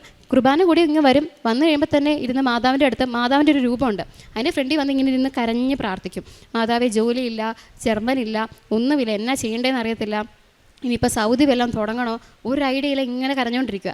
അങ്ങനെ കരഞ്ഞ് ഒരു ദിവസം ഓഗസ്റ്റ് മാസത്തിൽ ഞങ്ങൾക്കൊരു ഇൻ്റർവ്യൂ വരുന്നുണ്ടെന്ന് പറഞ്ഞു. അങ്ങനെ ഒരു ഓഗസ്റ്റ് മാസത്തിൽ ഞങ്ങൾക്ക് 3 പേർക്കുള്ള ഇൻ്റർവ്യൂ. അപ്പോൾ ഞങ്ങൾ സാറിനോട് ചോദിച്ചു, സാറ് ഇതെങ്ങനെ അന്നത്തെ പോലെ ഒരു വേക്കൻസി ആണോ അതോ കുറച്ചധികം വേക്കൻസി ഉണ്ടോ എന്നൊക്കെ ചോദിച്ചു. അപ്പോൾ സാറ് ഞങ്ങളോട് പറഞ്ഞു, ഇതൊരു 5-6 വേക്കൻസി ഉണ്ട്, നിങ്ങൾക്കത് അറ്റൻഡ് ചെയ്യാമെന്നുള്ള രീതി, 3 പേർക്കും അറ്റൻഡ് ചെയ്യാമെന്നുള്ള രീതി തന്നെയാണ് പറഞ്ഞത്. അപ്പോൾ ഞങ്ങൾക്കതൊരു ചെറിയ പ്രതീക്ഷയുണ്ട്, ഞങ്ങൾക്ക് 3 പേർക്ക് ഒരുമിച്ച് കിട്ടുമായിരിക്കും എന്നുള്ളൊരു പ്രതീക്ഷയിലൊക്കെയാണ് ഞങ്ങൾ പോയത്. അങ്ങനെ ഞങ്ങൾ ഇൻ്റർവ്യൂ അറ്റൻഡ് ചെയ്തു കഴിഞ്ഞിട്ട് റിസൾട്ട് പറയുന്നില്ല. സാധാരണ ഇൻ്റർവ്യൂ അറ്റൻഡ് ചെയ്ത് കഴിഞ്ഞാൽ ഒന്നെങ്കിൽ അന്ന് വൈകുന്നേരം അല്ലെങ്കിൽ അതിൻ്റെ പിറ്റേ ദിവസം കൂടിപ്പോയ 2 ദിവസം അതിനുള്ളിൽ റിസൾട്ട് വരേണ്ടതാണ്. ഞങ്ങളുടെ റിസൾട്ട് വരുന്നില്ല. പിന്നെയും പഴയ അവസ്ഥ തന്നെ. അപ്പം ഞാൻ മാതാവിനോട് ഇങ്ങനെ ചോദിക്കുക, മാതാവേ എന്തിനാ ഇങ്ങനെ കഷ്ടപ്പെടുത്തുന്നത്? ഞാൻ ഓൾറെഡി മാതാവിൻ്റെ അടുത്തും ഈശോയുടെ അടുത്തും പറഞ്ഞായിരുന്നു, ഞങ്ങൾക്ക് ഇനി ഒരു ഇൻ്റർവ്യൂ വരുന്നുണ്ടെങ്കിൽ അത് ഞങ്ങൾക്ക് 3 പേർക്കും പാസ്സാവാനുള്ള അല്ലെങ്കിൽ ഞങ്ങൾക്ക് പോകാൻ പറ്റുന്നൊരു ഇൻ്റർവ്യൂ മതി. അല്ലെങ്കിൽ വെറുതെ അതിനെ ഓർത്ത് സങ്കടപ്പെടാനോ അതോർത്ത് കരയാനോ ഞങ്ങൾക്കിനി വയ്യാന്ന് ഞാനിങ്ങനെ മാതാവിൻ്റെ അടുത്ത് പ്രാർത്ഥിച്ചായിരുന്നു. അപ്പം ഇങ്ങനൊരു ഇൻ്റർവ്യൂ വന്നു. അങ്ങനെ ഈ റിസൾട്ട് വരുന്നില്ല. ഒരാഴ്ച കഴിഞ്ഞു. ഒരാഴ്ചയായപ്പോൾ ഞങ്ങൾ വിചാരിച്ചാൽ നോക്കേ ഒരാഴ്ച ആകുമ്പോഴേലും റിസൾട്ട് വരുമായിരിക്കും ഞങ്ങൾ വിചാരിച്ചു. ഒരു രക്ഷയില്ല, ഒരു റിസൾട്ടൊന്നും വന്നില്ല. അങ്ങനെ 2ാമത്തെ ആഴ്ചയായി. ഈ 2ാമത്തെ ആഴ്ചയുടെ സമയത്തും ഈ സമയങ്ങളെല്ലാം ഉടമ്പടി കൃത്യമായിട്ട് പാലിക്കുന്നുണ്ട്. ഞങ്ങൾ പള്ളിയിൽ പോകുന്നുണ്ട്, ഞങ്ങൾ കുരിശ് വരയ്ക്കുന്നു, ജപമാല ചെല്ലുന്നുണ്ട്, എല്ലാം കൃത്യമായിട്ട് പോകുന്നുണ്ട്. കാരുണ്യപ്രവൃത്തിയായിട്ട് ചെയ്യുന്നത് എന്താണെന്ന് വെച്ചാൽ നമ്മുടെ അവിടെ ഗവൺമെൻറ് ഹോസ്പിറ്റലുണ്ട്. ആ ഹോസ്പിറ്റലിൽ അവിടെ കുറേ പാവപ്പെട്ട പേഷ്യൻസ് ഉണ്ട്. അവരോട് നമ്മൾ പേഷ്യൻസിന് നമ്മൾ ഫുഡ് കൊടുക്കും. അതുപോലെ തന്നെ അവർക്ക് നമ്മൾ ധനസഹായം ചെയ്യുന്നുണ്ട്. പിന്നെ അതുപോലെ തന്നെ എൻ്റെ ഒരു സ്വഭാവത്തിന് വന്നൊരു ഏറ്റവും വലിയ മാറ്റം എന്താണെന്ന് വെച്ചാൽ ഉടമ്പടി എടുത്ത് കഴിഞ്ഞ് പിന്നെ എല്ലാവരോടും കുറച്ചും കൂടെയൊക്കെ ഒരു മനസ്സലിവ് തോന്നി. പണ്ടൊക്കെ ഞാൻ പ്രാർത്ഥിക്കുന്നത് എനിക്കും എൻ്റെ ഫാമിലിക്കും വേണ്ടി മാത്രമായിരുന്നു. ഞാൻ ഭയങ്കര സെൽഫിഷായിട്ട് പ്രാർത്ഥിക്കുന്ന ഒരാളായിരുന്നു. അല്ലെങ്കിൽ കൂടിപ്പോയി എൻ്റെ ബെസ്റ്റ് ഫ്രണ്ട്സിന് വേണ്ടി മാത്രം പ്രാർത്ഥിക്കും. അതിനപ്പുറം ഞാൻ ആർക്കും വേണ്ടി അങ്ങനെ കാര്യമായിട്ട് അങ്ങനെ പ്രാർത്ഥിച്ചിട്ടൊന്നുമില്ല. ഈ ഉടമ്പടി എടുത്തതിന് ശേഷമാണ് ഞങ്ങൾ കൂടുതലും ദൈവത്തിൻ്റെ അടുത്ത് അടുക്കാൻ തുടങ്ങിയത്, കൂടുതൽ പ്രാർത്ഥിക്കാൻ തുടങ്ങിയത്, മറ്റുള്ളവൻ്റെ വിഷമം എന്നു മനസ്സിലാക്കാൻ തുടങ്ങിയത്. അല്ലെങ്കിൽ ഇപ്പോൾ ഒരു പേഷ്യൻ്റ് ആണെങ്കിലും വേദനിക്കുന്ന കാണുമ്പോൾ നമുക്കും സങ്കടം വന്നു തുടങ്ങിയതൊക്കെ എനിക്ക് ഈ ഉടമ്പടി എടുത്തതിന് ശേഷം വന്നൊരു മാറ്റമായിരുന്നു. ആത്മീയതയിൽ ഞാൻ അത്രയും വളർന്നിട്ടുണ്ട്. ഇപ്പം നമ്മൾ റോട്ടിലാണെങ്കിലും സൈഡിൽ പാവങ്ങൾ ഇരിക്കുന്നതൊക്കെ കാണുമ്പോൾ എനിക്ക് ശരിക്കും സഹതാപം തോന്നും. ഞാൻ എൻ്റെ അവസ്ഥ ഒന്ന് കമ്പയർ ചെയ്യും. അവരെ വെച്ച് നോക്കുമ്പോൾ ഞാനൊക്കെ എന്ത് ഭാഗ്യവതിയാണെന്ന് എനിക്ക് തോന്നിപ്പോവും. അങ്ങനെയൊക്കെ ആയിരുന്നു മുമ്പോട്ട് പോയിക്കൊണ്ടിരുന്നത്. അങ്ങനെ ഇൻ്റർവ്യൂവിൻ്റെ റിസൾട്ടൊന്നും വരാതെ ഒരു ദിവസം ഒരു വ്യാഴാഴ്ചയാണ് അന്ന് ഞാനിങ്ങനെ ഡെയിലി ബ്രെഡ് കൂടുന്നുണ്ടായിരുന്നു. ഡെയിലി ബ്രെഡ് ഞങ്ങൾ എല്ലാ ദിവസവും കൂടുന്ന ഒരു കാര്യമാണ്. അപ്പോൾ ഡെയിലി ബ്രെഡിൽ അച്ഛൻ ഓരോ ദിവസം ഓരോ സന്ദേശങ്ങൾ പറയും. അത് ശരിക്കും നമുക്കൊരു പ്രചോദനം. ഓരോ ദിവസത്തെ മോട്ടിവേഷൻ എന്ന് പറയുന്നത് ഈ അച്ഛൻ്റെ രാവിലത്തെ ഡെയിലി ബ്രെഡ് കൂടുന്നതാണ്, ജോസഫ് അച്ഛൻ്റെ. അങ്ങനെ ഡെയിലി ബ്രെഡ് കൂടുന്ന ആ ദിവസം അന്ന് രാവിലെ അച്ഛൻ ഇങ്ങനെ പറയാണ്, കുറേ മക്കളെ എൻ്റെ കാര്യം പറയണേ എന്നിങ്ങനെ പ്രാർത്ഥിക്കുന്ന മക്കളുണ്ട്. അവരുടെ കാര്യത്തിന് വേണ്ടി ഞാൻ പ്രാർത്ഥിക്കുകയാണ്. അവരുടെ കാര്യങ്ങൾ ഇന്ന് മാതാവ് സാധിച്ചു കൊടുക്കട്ടെ എന്ന് പറയുന്നു. അന്നേ ദിവസം വൈകുന്നേരം 4:50 ഏജൻസിയിലെ സാറ് എന്നെ വിളിച്ച് പറയാണ്, ആൻമരിയ നിങ്ങൾ ഇൻ്റർവ്യൂ പാസ്സായിട്ടുണ്ട്, നിങ്ങൾ 3 പേരും പാസ്സായി എന്ന് പറഞ്ഞു. അതെനിക്ക് നല്ല വിശ്വാസമുണ്ട്. അങ്ങനത്തെ ഒരാഴ്ചയായിട്ടും 2 ദിവസം കൊണ്ട് വരേണ്ട റിസൾട്ട് 2 ആഴ്ച എടുത്ത് റിസൾട്ട് വരാനായിട്ട്. ആ റിസൾട്ടിൽ ഞങ്ങൾ 3 പേര് ഒരുമിച്ച് പാസ്സാവണമെങ്കിൽ അത് മാതാവിൻ്റെ അനുഗ്രഹം തന്നെ. കാരണം അത്രയും മാതാവിന് ഞങ്ങളുടെ അവസ്ഥ മാതാവിൻ്റെ അടുത്ത് ഞങ്ങൾ അത്ര എണ്ണിപ്പെറുക്കി പറഞ്ഞിട്ടുണ്ട്. കാരണം രാവിലെ തൊട്ട് വൈകുന്നേരം വരെ വേറെ ഒന്നുമില്ല, ജോലിക്ക് പോകുന്നില്ല, പഠിക്കുന്നില്ല, ആകെ ഒറ്റ കാര്യം പ്രാർത്ഥന മാത്രം. കൊന്ത ചെല്ലുക, മാതാവിൻ്റെ രൂപം നോക്കി കരയുക, മാതാവിനോട് ഇങ്ങനെ എണ്ണിപ്പെറുക്കുക, ഈശോയോട് പറയുക, ബൈബിൾ വായിക്കുക. അരമണിക്കൂറൊന്നും അല്ല ആ സമയത്ത് ബൈബിൾ വായിച്ചേക്കുന്നത്. എനിക്ക് തോന്നുന്നു എപ്പോഴും ബൈബിൾ തുറന്നുകൊണ്ടിരിക്കുക. അങ്ങനെ ഒരു ദിവസം ബൈബിൾ തുറന്നു നോക്കിയപ്പം എനിക്ക് കിട്ടിയ ഒരു വചനം എന്താണെന്ന് വെച്ചാൽ, ഞാൻ അന്ന് ഒരുപാട് കരഞ്ഞാണ് പ്രാർത്ഥിച്ച് എണീക്കുന്നത്. ഒരു വെളുപ്പിന് 5:30 ഞാനിങ്ങനെ കരഞ്ഞ് ഞെട്ടി എണീക്കുക, ഇനി എന്താവും എന്ന് ഓർത്ത ടെൻഷനിലെ. അപ്പോൾ ആ സമയത്ത് ഞാനിങ്ങനെ ഡെയിലി ബ്രെഡ് കൂടി കഴിഞ്ഞിട്ട് ഞാനിങ്ങനെ ബൈബിൾ തുറന്ന് നോക്കുക. അപ്പോൾ എനിക്ക് കിട്ടിയ വചനം എന്താണെന്ന് വെച്ചാൽ, പെറ്റമ്മ മറന്നാലും ഞാൻ നിന്നെ മറക്കില്ല എന്ന്. ആ വചനത്തിൽ ഞാൻ ഉറച്ച് വിശ്വസിച്ച് ഞാനിങ്ങനെ മുമ്പോട്ട് പോയിക്കൊണ്ടിരിക്കുക. അങ്ങനെ ഞങ്ങൾ ഇൻ്റർവ്യൂ പാസ്സായി ഞങ്ങൾ മുമ്പോട്ട് പോയി. പിന്നെ ഞങ്ങൾക്ക് ജോബ് ഓഫറും കോൺട്രാക്ട് ലെറ്ററും വരുന്നില്ല. എല്ലാ കാര്യത്തിനും ഭയങ്കര ഡിലേ ആവുന്നു. ഓൾറെഡി ഇനിയിപ്പം OET 4 മാസം വാലിഡിറ്റി ഉണ്ടെന്ന് പറഞ്ഞത് നേരെ ചുരുങ്ങി 2 മാസമായി. ഇപ്പം ഞങ്ങൾക്ക് ആകെ ടെൻഷനായി. ഇനി ഈ ജോബ് ഓഫർ ലെറ്ററും കോൺട്രാക്റ്റും ഒക്കെ ഇത്ര ലേറ്റ് ആയി വന്നു കഴിഞ്ഞാൽ ഞങ്ങൾക്ക് എന്തെങ്കിലും കാര്യമുണ്ടോ? ഒരു കാര്യവുമില്ല. കാരണം OET എക്സ്പയർ ആയി കഴിഞ്ഞാൽ പോയിട്ടൊരു കാര്യമില്ല എന്നുള്ളൊരു ചിന്തയായിരുന്നു ഞങ്ങൾക്ക്. പക്ഷേ ഞങ്ങളുടെ ഏജൻസിക്കാരനെ വിളിച്ച് വെച്ചപ്പോൾ ഏജൻസിക്കാരൻ ഞങ്ങളോട് പറഞ്ഞു, നിങ്ങളുടെ OET ഒക്ടോബർ 28 വരെ ഉള്ളുവെങ്കിലും നിങ്ങളുടെ DLൻ്റെ വാലിഡിറ്റി ഡിസംബർ 6 വരെ ഉണ്ട്. അപ്പം നമുക്ക് എക്സാം അപ്ലൈ ചെയ്യാനായിട്ട് ഈ DLൻ്റെ വാലിഡിറ്റി നോക്കിയാൽ മതി. എന്ന് വെച്ചാൽ നിങ്ങൾക്ക് ഡിസംബറിന് മുന്നേ കയറി വന്നാൽ മതി. അപ്പം ഞാൻ കണക്ട് ചെയ്തു. അന്ന് അച്ഛൻ ധ്യാനത്തിൽ പറഞ്ഞത് ഡിസംബറിന് മുന്നേ ആ കൊച്ചിൻ്റെ കാര്യത്തിന് തീരുമാനം ഉണ്ടാവുന്ന ആ സെയിം എനിക്ക് എൻ്റെ ഡിസംബറിന് മുന്നേ ഞങ്ങളുടെ കാര്യത്തിന് തീരുമാനമാക്കും എന്ന് ഏജൻസിക്കാരൻ പറയുകയും ചെയ്തു. അങ്ങനെ ഞങ്ങൾ മുമ്പോട്ട് പോയി. ഞങ്ങളുടെ ക്ലാസ്സുകളെല്ലാം ഞങ്ങൾ കൂടി ഞങ്ങളുടെ ജോബ് ഓഫർ ലെറ്ററും കോൺട്രാക്റ്റും ഒക്കെ വന്നു. അങ്ങനെ ഞങ്ങൾ ഈ അയർലൻഡ് വിസയ്ക്ക് വേണ്ടിയിട്ട് എട്ടിപ്പിക്കൽ വിസ എന്ന് പറഞ്ഞൊരു വിസ, ഒറിജിനൽ വിസ വെക്കുന്നതിന് മുന്നേ എട്ടിപ്പിക്കൽ വിസ വെക്കണം. ഈ എട്ടിപ്പിക്കൽ വിസയ്ക്ക് ഒരു പ്രത്യേകത എന്താണെന്ന് വെച്ചാൽ, ഈ എട്ടിപ്പിക്കൽ വിസ നമുക്ക് ഒരു പ്രാവശ്യം നമ്മൾ പോയാൽ ഒന്നും ശരിയാവുന്ന കാര്യമില്ല. എട്ടിപ്പിക്കൽ വിസ ഇതിന് വേണ്ടിയിട്ട് 2-3 തവണയൊക്കെ നമ്മൾ ഇതിൻ്റെ പുറകെ നടക്കണം. പക്ഷേ ഞങ്ങൾ 3 പേരും ഒരുമിച്ച് പോയി എട്ടിപ്പിക്കൽ വിസ വെക്കാനായിട്ട് ചെന്നു. ഞങ്ങൾ പ്രാർത്ഥിച്ച് തന്നെയാണ് പോയതെല്ലാം. നേർച്ച വസ്തുക്കളൊക്കെ ഉപയോഗിക്കുന്നുണ്ടായിരുന്നു. ഞങ്ങൾക്ക് ചെന്ന് അന്ന് രാവിലെ ഞങ്ങൾ ചെന്നു, വൈകുന്നേരം ആയപ്പോഴത്തേക്കും ഞങ്ങളുടെ എട്ടിപ്പിക്കൽ വിസയ്ക്ക് ഞങ്ങൾ വെക്കാൻ പറ്റും ഞങ്ങൾക്ക്. അതുപോലെ തന്നെ എട്ടിപ്പിക്കൽ വിസയൊക്കെ വെച്ച് കഴിഞ്ഞാൽ സാധാരണ അതിൻ്റെ അപ്രൂവൽ വരാൻ മിക്കവർക്കും തന്നെ 5-6 ദിവസം എടുക്കും, അല്ലെങ്കിൽ 2 ആഴ്ച വരെ എടുത്തവരാണ്. ഞങ്ങളെ സംബന്ധിച്ച് ഞങ്ങളുടെ എട്ടിപ്പിക്കൽ വിസ 2 ദിവസം, എൻ്റെ വിസ 1 ദിവസം കൊണ്ട് വന്നു, ഇവർക്ക് 2 പേർക്കും എട്ടിപ്പിക്കൽ വിസ 2 ദിവസം കൊണ്ട് വന്നു. അങ്ങനെ എട്ടിപ്പിക്കൽ വിസയൊക്കെ വന്ന് എല്ലാ കാര്യങ്ങളും ഭയങ്കര സ്മൂത്തായിട്ട് പോയിക്കൊണ്ടിരിക്കുക. അപ്പോൾ ഞങ്ങളുടെ ഏജൻസിക്കാർ പറഞ്ഞു, ഓക്കെ ഇനി നിങ്ങൾക്ക് വിസയാണ് വെക്കേണ്ടത്, വിസ വെക്കാനായിട്ട് നിങ്ങൾ ഇവിടെ നിന്ന് വെച്ചാൽ നിങ്ങൾക്ക് സ്ലോട്ട് കിട്ടത്തില്ല, അപ്പോൾ നിങ്ങൾ നേരെ ഡൽഹിക്ക് തന്നെ പോകണം, അയർലൻഡ് എംബസി തന്നെ പോകണം എന്ന് പറഞ്ഞു. അപ്പോൾ അവിടെ ഡൽഹിയിൽ ഞങ്ങൾക്ക് ആർക്കും ആരെയും പരിചയമില്ല, ഞങ്ങൾക്ക് ഭാഷ അറിയത്തില്ല, ആകെ അറിയുന്ന ഒരു ഇംഗ്ലീഷ് മാത്രമുണ്ട്, പിന്നെ മലയാളമുണ്ട്, വേറെ ഒന്നും ഞങ്ങൾക്ക് അറിയത്തില്ല. അപ്പോൾ ഞങ്ങൾക്ക് അവിടെ പോയിട്ട് എങ്ങനെ ചെല്ലേണ്ടത് ഒന്നും അറിയത്തില്ല. അപ്പോൾ ഏജൻസിക്കാർ പറഞ്ഞു, നിങ്ങൾ ഫ്ലൈറ്റിന് പോകണം, ഫ്ലൈറ്റിൽ ചെന്ന് ഇറങ്ങിക്കഴിഞ്ഞിട്ട് ഏതൊരു സ്ഥലപ്പേര് പറഞ്ഞു, അവിടെയാണ് അയർലൻഡിൻ്റെ നമ്മുടെ എംബസി ഉള്ളത്, ഗ്ലോബൽ VFS ഉള്ളതെന്ന് പറഞ്ഞു. ഞങ്ങൾക്കൊന്നും അറിയത്തില്ലല്ലോ. ഞങ്ങൾ അവിടെ ചെന്ന് ഞങ്ങൾക്ക് ആകെ ടെൻഷനായി, ഇനി അവിടെ ചെന്നിട്ട് ഞങ്ങൾ ഇത് എന്ത് ചെയ്യും, മണ്ടത്തരം വല്ലതും കാണിക്കുമെന്നൊക്കെ ഉള്ള ടെൻഷനായി. പക്ഷേ അവിടെയും മാതാവിൻ്റെ ഇടപെടലുണ്ടായി ഞങ്ങൾക്ക് എങ്ങനെയാണ് അത്, ഞങ്ങൾക്ക് ഇനി ബാക്കിയുള്ളതെല്ലാം മാതാവിൻ്റെ ഇടപെടലാണ്. കാരണം ഞങ്ങളവിടെ എൻ്റെ ആൻറ്റി വിളിച്ചിട്ട്, ആൻറ്റിയുടെ ഒരു ഫ്രണ്ട് ഡൽഹിയിലുണ്ട്, ആളുടെ ഹസ്ബൻഡ് അവിടെ വർക്ക് ചെയ്യുക, അപ്പോൾ ആളുടെ ഒരു ഫ്ലാറ്റ് ഉണ്ട് അവിടെ, ആൾ ഞങ്ങൾക്ക് അവിടെ റൂം തരാമെന്ന് പറഞ്ഞു. അപ്പം ഞങ്ങൾ വിചാരിച്ചു, ദൈവമേ, ഇന്നേ വരെ ഞങ്ങൾ ആ ചേട്ടനെ അറിയത്തില്ല, എൻ്റെ ആൻറ്റിയുടെ ഫ്രണ്ടിൻ്റെ ഹസ്ബൻഡാണത്. അപ്പോൾ ഞങ്ങൾക്ക് അങ്ങനെ ഒരാൾ ഞങ്ങൾക്ക് അവിടെ ഉണ്ടാവാൻ തന്നെ ഞങ്ങൾ ഒട്ടും പ്രതീക്ഷിച്ച പോലുമല്ല. അങ്ങനെ ഞങ്ങൾ അവിടെ ചെന്നു. ഞങ്ങൾ വെളുപ്പിനെ 2 മണിക്കാണ് ഞങ്ങൾ ഡൽഹി എയർപോർട്ടിൽ ലാൻഡ് ചെയ്യുന്നത്. ആ അങ്കിൾ കൃത്യം ഞങ്ങൾ 2 മണിക്ക് അവിടെ വന്ന് ഞങ്ങളെ പിക്ക് ചെയ്തുകൊണ്ട് പോയി. അത്രയും ഒരു വലിയ ഉപകാരമൊന്നും ഇന്നത്തെ കാലത്ത് ഒരു മനുഷ്യനെ ചെയ്യുമെന്ന് എനിക്ക് അങ്ങനെ തോന്നുന്നില്ല. പക്ഷേ ആ അങ്കിൾ ഞങ്ങൾക്ക് വേണ്ടി ചെയ്തു. അത് ഞങ്ങളെ അറിയത്ത് പോലുമില്ല. ഞങ്ങളെ കൊണ്ടുപോയി ഞങ്ങൾക്ക് അങ്കിളിൻ്റെ വീട് തന്നു, റൂം തന്നു, അവിടെ ഞങ്ങൾക്ക് ഫുഡ് തന്നു, പിന്നെ ഞങ്ങൾക്ക് അങ്കിളിൻ്റെ വണ്ടി തന്നു, ഒരു ഡ്രൈവറിനെ ഏർപ്പാടാക്കി തന്നു. ആ ഡ്രൈവറാണ് ഞങ്ങളെ കൊണ്ട് VFSലോട്ട് പോയത്. ഞങ്ങളുടെ എല്ലാ കാര്യങ്ങളും ഞങ്ങളെ ഡൽഹി കൊണ്ട് കാണിച്ചു. ഞങ്ങൾക്ക് അത്രയും വലിയൊരു സൗഭാഗ്യം തന്നത് അത് ശരിക്കും മാതാവ് ഒരു ദൈവദൂതനെ ഈശോ ഞങ്ങൾക്ക് വേണ്ടി തന്നതെന്ന് ഞാൻ ഉറച്ച് വിശ്വസിക്കുക. കാരണം അല്ലെങ്കിൽ ഞങ്ങൾക്ക് അങ്ങനത്തെ ഒരാളെ ഞങ്ങൾക്ക് അവിടെ തരേണ്ടതല്ല. മനോജ് അങ്കിൾ എന്നാണ് അങ്കിളിൻ്റെ പേര്. ആ അങ്കിളിനോട് എന്നും നന്ദി മാത്രമേ ഉള്ളൂ. ആ അങ്കിൾ ഞങ്ങൾക്ക് ചെയ്തു തന്ന അത്രയും വലിയ ഉപകാരങ്ങളായിരുന്നു. അങ്ങനെ ഞങ്ങൾ സ്മൂത്തായിട്ട് ഡൽഹിയിൽ പോയി വിസയൊക്കെ വെച്ചു. വിസ വെച്ച് കഴിഞ്ഞിട്ട് പിന്നെ ചെറിയ ടെൻഷനൊക്കെ ഉണ്ട്, അതേമേ വിസയിന് റിജക്ഷനൊക്കെ ആവുമോ, അങ്ങനത്തെ ഒരു ചെറിയ ടെൻഷനൊക്കെ ഉണ്ട്. പക്ഷേ കുഴപ്പമില്ല, മാതാവിനോട് പ്രാർത്ഥിച്ചിട്ടാണല്ലോ വന്നത്. പിന്നെ എനിക്ക് ഭയങ്കര കോൺഫിഡൻസ് ആണ്. ഞാൻ എന്തായാലും വിചാരിച്ചേക്കുന്നത് ഞങ്ങൾക്ക് എന്താണെങ്കിലും വിസ കിട്ടും. കാരണം എൻ്റെ വിസ കൊണ്ടുപോയി മാതാവിൻ്റെ അടുത്ത് കൊണ്ടുപോയി പ്രാർത്ഥിച്ച് വെച്ചേക്കുന്നത്. അപ്പോൾ എന്താണെങ്കിലും വിസ വരും എന്നുള്ളൊരു ഉറച്ച വിശ്വാസത്തിലാണ് ഞാൻ നിൽക്കുന്നത്. അപ്പം ഞങ്ങളിങ്ങനെ പോയി വിസ വന്നു. അപ്പോൾ വിസയുടെ നമുക്കിങ്ങനെ VFSൻ്റെ സൈറ്റ് നോക്കിയാൽ മനസ്സിലാവും നമ്മുടെ വിസ അപ്രൂവ്ഡ് ആയോ റിജക്റ്റഡ് ആയോ എന്നുള്ള കാര്യമൊക്കെ. അങ്ങനെ ഞാൻ സൈറ്റ് എടുത്ത് നോക്കുമ്പം ഇവരുടെ 2 പേരുടെയും വിസ അപ്രൂവ്ഡായി. എൻ്റെ വിസ മാത്രം വിസയുടെ നമ്പറും ഇല്ല, ഒന്നുമില്ല. റിജക്റ്റഡ് ആണെന്നും കാണിക്കുന്നില്ല, അപ്രൂവ്ഡ് ആണെന്നും കാണിക്കുന്നില്ല, സ്റ്റിൽ വെയിറ്റിംഗ്, പ്രോസസ്സിംഗ് മാത്രം കാണിക്കുക. പിന്നെ എനിക്ക് ടെൻഷൻ. ഞങ്ങൾ 3 പേര് ഒരുമിച്ച് വെച്ചു, ഞങ്ങൾ 4 പേര് ഒരുമിച്ച് വെച്ചു. എനിക്ക് മാത്രം വിസ വന്നില്ല. അപ്പം ഞാൻ വിചാരിച്ചത് എന്താ എനിക്ക് മാത്രം വിസ വരാത്തെ. അപ്പം അതായിട്ട് ഞാൻ വിചാരിച്ചു, ഓക്കെ ഇത് ആദ്യത്തെ ദിവസമല്ലേ, 2 ദിവസം കഴിയുമ്പോൾ എനിക്ക് വരുമായിരിക്കും എന്ന് വിചാരിച്ചു. പക്ഷേ ഞാൻ വേറൊരു കൊച്ചിനോട് ചോദിച്ചു. ആ കൊച്ച് ഞാൻ വെച്ച് കഴിഞ്ഞിട്ടാണ് ആ കുട്ടി വിസയ്ക്ക് വെച്ചത്. ആ കുട്ടിയുടെ വിസ അപ്രൂവ്ഡായി, എൻ്റെ വിസ മാത്രം അപ്രൂവ്ഡ് ആവുന്നില്ല. എനിക്ക് ആകെ ടെൻഷനായി. ഞാൻ എന്നിട്ട് ടെൻഷനായെങ്കിലും പക്ഷേ എനിക്കൊരു കോൺഫിഡൻസ് ഉണ്ട്.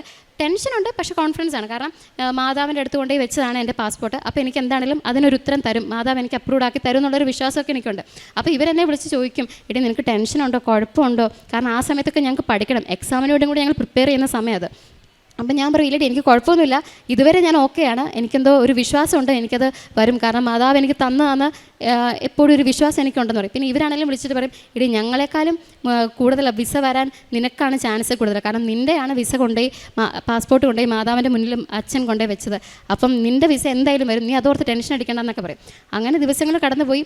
ഇവരുടെ വിസ ഏജൻസിയിൽ വന്നു, എൻ്റെ വിസ പ്രോസസ്സിങ് പിന്നെയും കാണിച്ചുകൊണ്ടിരിക്കുക. വിസയ്ക്ക് യാതൊരു മാറ്റമില്ല. ഇവർ 2 വിസ വന്നു, എൻ്റെ വിസ വന്നില്ല. അപ്പം എനിക്ക് ചെറിയ ടെൻഷനായി തുടങ്ങി. ഞാൻ വിചാരിച്ചു, മാതാവേ ഇതെന്താ ഇങ്ങനെ, എനിക്ക് മാത്രം വിസ വരാത്ത, ഞാൻ വന്ന് പ്രാർത്ഥിച്ചിട്ട് എന്നെ മറന്നു പോയോ എന്നൊക്കെ ഞാനിങ്ങനെ ചോദിക്കാം മാതാവിൻ്റെ അടുത്ത്. അന്ന് ഞാനിങ്ങനെ ഉടമ്പടി അപ്പോൾ കുറച്ച് ദിവസങ്ങളായിട്ട് അവിടെ ദീപാവലിയുടെ ഹോളിഡേയ്സ് ഒക്കെ ആയിരുന്നു ഡൽഹിയിൽ. അപ്പോൾ ദീപാവലിയുടെ ഹോളിഡേയ്സ് ആയതുകൊണ്ട് അവിടെ VFSും വർക്ക് ചെയ്യുന്നുണ്ടായില്ല. ആ സമയത്ത് ഞാൻ പിന്നെ ഇങ്ങനെ മാതാവിൻ്റെ അടുത്ത് ഇങ്ങനെ അന്ന് ഒരു ചൊവ്വാഴ്ചയാണ് ഞാനിങ്ങനെ ഉടമ്പടി ധ്യാനം കൂടുക.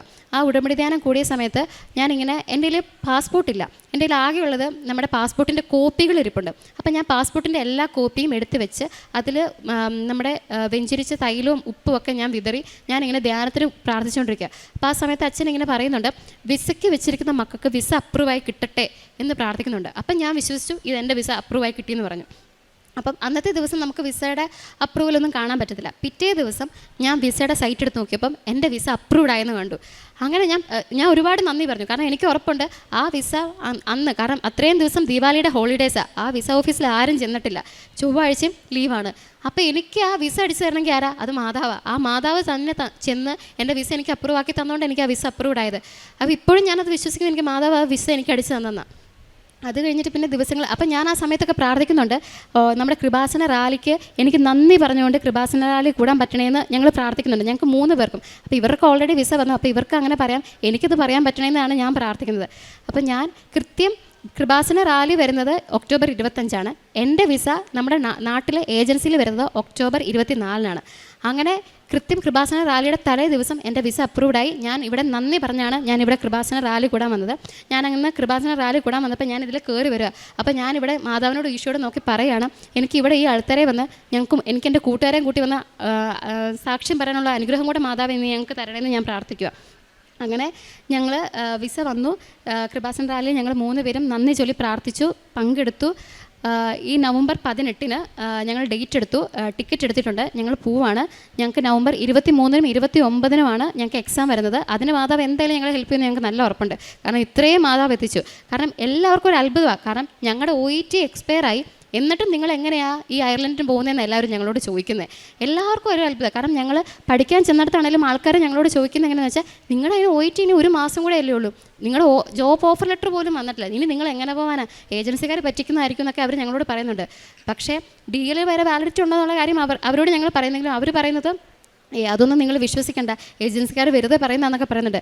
പക്ഷേ അങ്ങനെ ആയിരുന്നില്ല. ഞങ്ങളുടെ മെയിൽ വന്നു, ഞങ്ങളുടെ എക്സാമിൻ്റെ മെയിലിൻ്റെ സമയത്ത് അതിൽ കൃത്യമായിട്ട് അവർ പറയുന്നുണ്ട്, നിങ്ങളുടെ DLൻ്റെ വാലിഡിറ്റി മാത്രമേ അവർ കൺസിഡർ ചെയ്യുന്നുള്ളൂ, OETനെ കുറിച്ച് അവർ മെൻഷൻ പോലും ചെയ്യുന്നില്ല, DL മാത്രമേ അവർ മെൻഷൻ ചെയ്യുന്നുള്ളൂ. അങ്ങനെ ഞങ്ങൾ പോവുകയാണ്. ഇത്രയും വലിയ അനുഗ്രഹം തന്ന അമ്മ മാതാവിന് ഈശോയ്ക്ക് നന്ദി. പ്രേക്ഷിത പ്രവർത്തനങ്ങൾ ചെയ്തിട്ടുണ്ട്. പത്രം കൊടുക്കാൻ ഭയങ്കര മടിയാണ്, ഇപ്പോഴും ചെറിയ മടിയൊക്കെ ഉണ്ട്. പക്ഷേ എന്നാലും ഞങ്ങൾ പത്രം കൊടുക്കാനായിട്ട് ആദ്യമേയൊക്കെ പള്ളിയിൽ തന്നെയായിരുന്നു കൊടുക്കുന്നത്. അപ്പോൾ അച്ഛൻ ഇങ്ങനെ ധ്യാനത്തിൽ ഒരു തവണ പറഞ്ഞു, ഈ പള്ളിയിൽ തന്നെ കൊടുത്തിട്ട് എന്താ കാര്യം, അവിടെയുള്ള എല്ലാവരും തന്നെ കൃപാസനത്തിനെ കുറിച്ചും എല്ലാം കേട്ടിട്ടുണ്ട്, കേൾക്കാത്തവരെയാണല്ലോ നമ്മൾ ഇത് അറിയിക്കേണ്ടത്. അങ്ങനെ ഭയങ്കരമായിട്ടും ധൈര്യം സംഭരിച്ച് ആകെ ഭയങ്കര ചമ്മലൊക്കെ ആയിരുന്നു കൊടുക്കാനൊക്കെ ആയിട്ട്. അങ്ങനെ ഞാൻ ബസ് സ്റ്റാൻഡിലോട്ട് പോയി ആണ് പത്രമൊക്കെ കൊടുത്തത്. കുറേ ആൾക്കാരൊക്കെ റിജക്റ്റ് ചെയ്യും. അപ്പം നമ്മൾ വിചാരിക്കും ഇതെന്താ ഇവരിങ്ങനെ. പിന്നെ ഞാൻ വിചാരിക്കും കുഴപ്പമില്ല, റിജക്ഷനൊക്കെ വരുന്നതാണ് നല്ലത്, നമുക്കെന്നാലേ കുറച്ചും കൂടെയൊക്കെ മാതാവിനെക്കുറിച്ച് മാതാവിനൊരു ബോധ്യം ഉണ്ടാക്കി കൊടുക്കണമല്ലോ, മാതാവിനെ നമ്മൾ കൂടുതൽ അറിഞ്ഞിട്ടുണ്ടെന്നൊക്കെ. അങ്ങനെയൊക്കെയാണ് നമ്മൾ ചെയ്തുകൊണ്ടിരുന്നത്.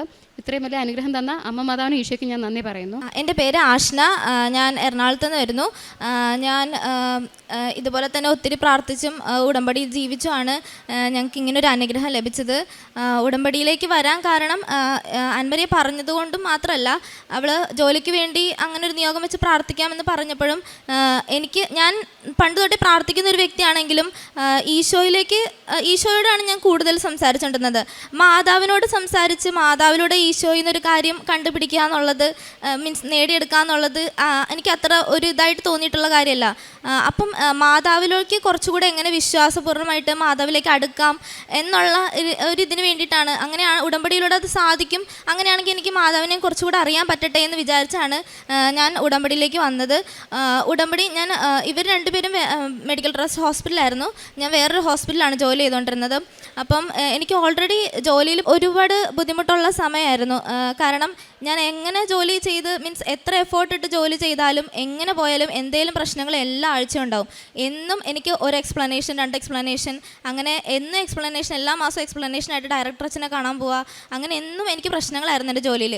എൻ്റെ കൂടെ വർക്ക് ചെയ്തിരുന്നവർ വരെ പറയുമായിരുന്നു, ആഷിന് കൂടെ ഉണ്ടെങ്കിൽ വാർഡിൽ എന്നും തിരക്കാ, എന്നും പ്രശ്നങ്ങളാ, അങ്ങനെ എന്നും അവരെന്നെ കുറ്റപ്പെടുത്തി പറയുമ്പം ഒക്കെ എനിക്ക് ഭയങ്കര സങ്കടമായിരുന്നു. ഉടമ്പടി എടുത്ത് പ്രാർത്ഥിച്ചു. അന്ന് തൊട്ടാണ് കുർബാനയിൽ കൂടുതലായിട്ട് പങ്കെടുക്കാൻ തുടങ്ങിയത്. പണ്ടും കുർബാനയിൽ പങ്കെടുക്കും, കൊന്ത ചൊല്ലും, അങ്ങനെയൊക്കെ ചെയ്യുമെങ്കിലും അതിൻ്റെയൊക്കെ അർത്ഥം മനസ്സിലാക്കി കുർബാനയിൽ ജീവിക്കുന്ന ദൈവത്തെ കാണാൻ തുടങ്ങിയത് ഉടമ്പടി എടുത്തേ പിന്നെയാണ്. കൊന്ത ചെല്ലുമ്പോഴും നന്മ നിറഞ്ഞ മറിയമേ എന്നൊക്കെ ചെല്ലുമ്പം അത് എന്താണെന്ന് അർത്ഥം മനസ്സിലാക്കി ചെല്ലാൻ തുടങ്ങിയത് ഉടമ്പടി എടുത്തതിന് ശേഷമാണ്. അങ്ങനെ ഞാൻ ഉടമ്പടി തൈലവും കാശുരൂപമൊക്കെ എന്നും എൻ്റെ കൂടെ കൊണ്ട് നടക്കുമായിരുന്നു. ഞാൻ ഡ്യൂട്ടിക്ക് പോകുമ്പോഴൊക്കെ ഞാൻ ഉടമ്പടി ഉപ്പും തൈലവും ഒക്കെ പ്രാർത്ഥിച്ചിട്ടാണ് ഞാൻ ഡ്യൂട്ടിക്ക് കയറിക്കൊണ്ടിരുന്നത്. അങ്ങനെ പയ്യെ ഉടമ്പടിയിൽ ജീവിക്കാൻ തുടങ്ങിയപ്പം എൻ്റെ ഡ്യൂട്ടിയിലാണെങ്കിൽ പോലും എനിക്ക് ഒത്തിരി വ്യത്യാസങ്ങൾ വന്നു തുടങ്ങി. പയ്യെ എൻ്റെ പ്രശ്നങ്ങൾ മാറാൻ തുടങ്ങി. അങ്ങനെ എനിക്ക് ഉടമ്പടി തൈലവും ഉടമ്പടിയിൽ ജീവിച്ചുകൊണ്ട് ഇതുകൂടാതെ അങ്ങനെ ഒത്തിരി അനുഗ്രഹങ്ങൾ എനിക്ക് ലഭിച്ചിട്ടുണ്ട്. ഉടമ്പടി എടുത്തത് വഴി എൻ്റെ ജീവിതത്തിലുണ്ടായ മാറ്റം എന്ന് വെച്ചാൽ, ഞാൻ ഒരിക്കലും പ്രാർത്ഥിക്കുന്ന ഒരു വ്യക്തിയായിരുന്നില്ല. പ്രാർത്ഥിക്കാമെന്ന് പറഞ്ഞപ്പോൾ അമ്മമാരൊക്കെ ഒരു ദിവസം 5-6 കൊന്തകളൊക്കെ ചൊല്ലി കാണാറുണ്ട്. അപ്പോൾ എനിക്കത് ഭയങ്കര അതിശയമായിരുന്നു. അതെങ്ങനെയാണ് നമുക്ക് സാധിക്കണം, അല്ലെങ്കിൽ ഒരു അരമണിക്കൂർ തന്നെ ഇരുന്ന് പ്രാർത്ഥിക്കാമെന്ന് പറഞ്ഞ് എന്നെ സംബന്ധിച്ച് അത് ഭയങ്കര ബുദ്ധിമുട്ടുള്ളൊരു കാര്യമായിരുന്നു. പക്ഷേ ഉടമ്പടി എടുത്തത് വഴി എനിക്ക് കൊന്ത ചെല്ലാനും അല്ലെങ്കിൽ മാതാവിലേക്ക് കൂടുതൽ അടുക്കാനായിട്ട് സാധിച്ചു. അതുപോലെ തന്നെ ദിവ്യബലിയിലായാലും പല വിചാരം കൂടാതെ പങ്കെടുക്കാനൊക്കെ, കാരണം ഉടമ്പടിയിലാണല്ലോ, അപ്പോൾ നമ്മൾ അങ്ങനെ ചെയ്യണം. അല്ലെങ്കിൽ അമ്മമാരൊക്കെ ഇത്രയും കൊന്ത ചെല്ലി തീർക്കുന്നുണ്ട്, നമുക്ക് ഒരു കൊന്ത തന്നെ ചെല്ലി തീർക്കാമെന്ന് പറഞ്ഞാൽ എന്നെ സംബന്ധിച്ചൊരു ഭയങ്കര ബുദ്ധിമുട്ടുള്ള കാര്യമായിരുന്നു. ഉടമ്പടി എടുത്തത് വഴി എനിക്ക് ആത്മീയമായിട്ട് കുറേ വളരാനായിട്ട് സാധിച്ചു. അത് വലിയൊരു മാറ്റമാണ്. പിന്നെ ഞങ്ങൾക്ക് 3 പേർക്ക് ഇപ്പോൾ ഇൻ്റർവ്യൂ കിട്ടി പോകാൻ സാധിക്കാമെന്ന് പറഞ്ഞ് തന്നെ അത് വലിയ അത്ഭുതമായിട്ടാണ് ഞാൻ കാണുന്നത്. അത് മാതാവിനോട് മാധ്യസ്ഥം വഹിച്ചത് കൊണ്ട് മാത്രമാണ് അത് സാധിച്ചത്. അപ്പോൾ അമ്മ മാതാവിനും ഈശോയ്ക്കും ഒരുപാട് നന്ദി പറയുവാണ് ഇതിന്.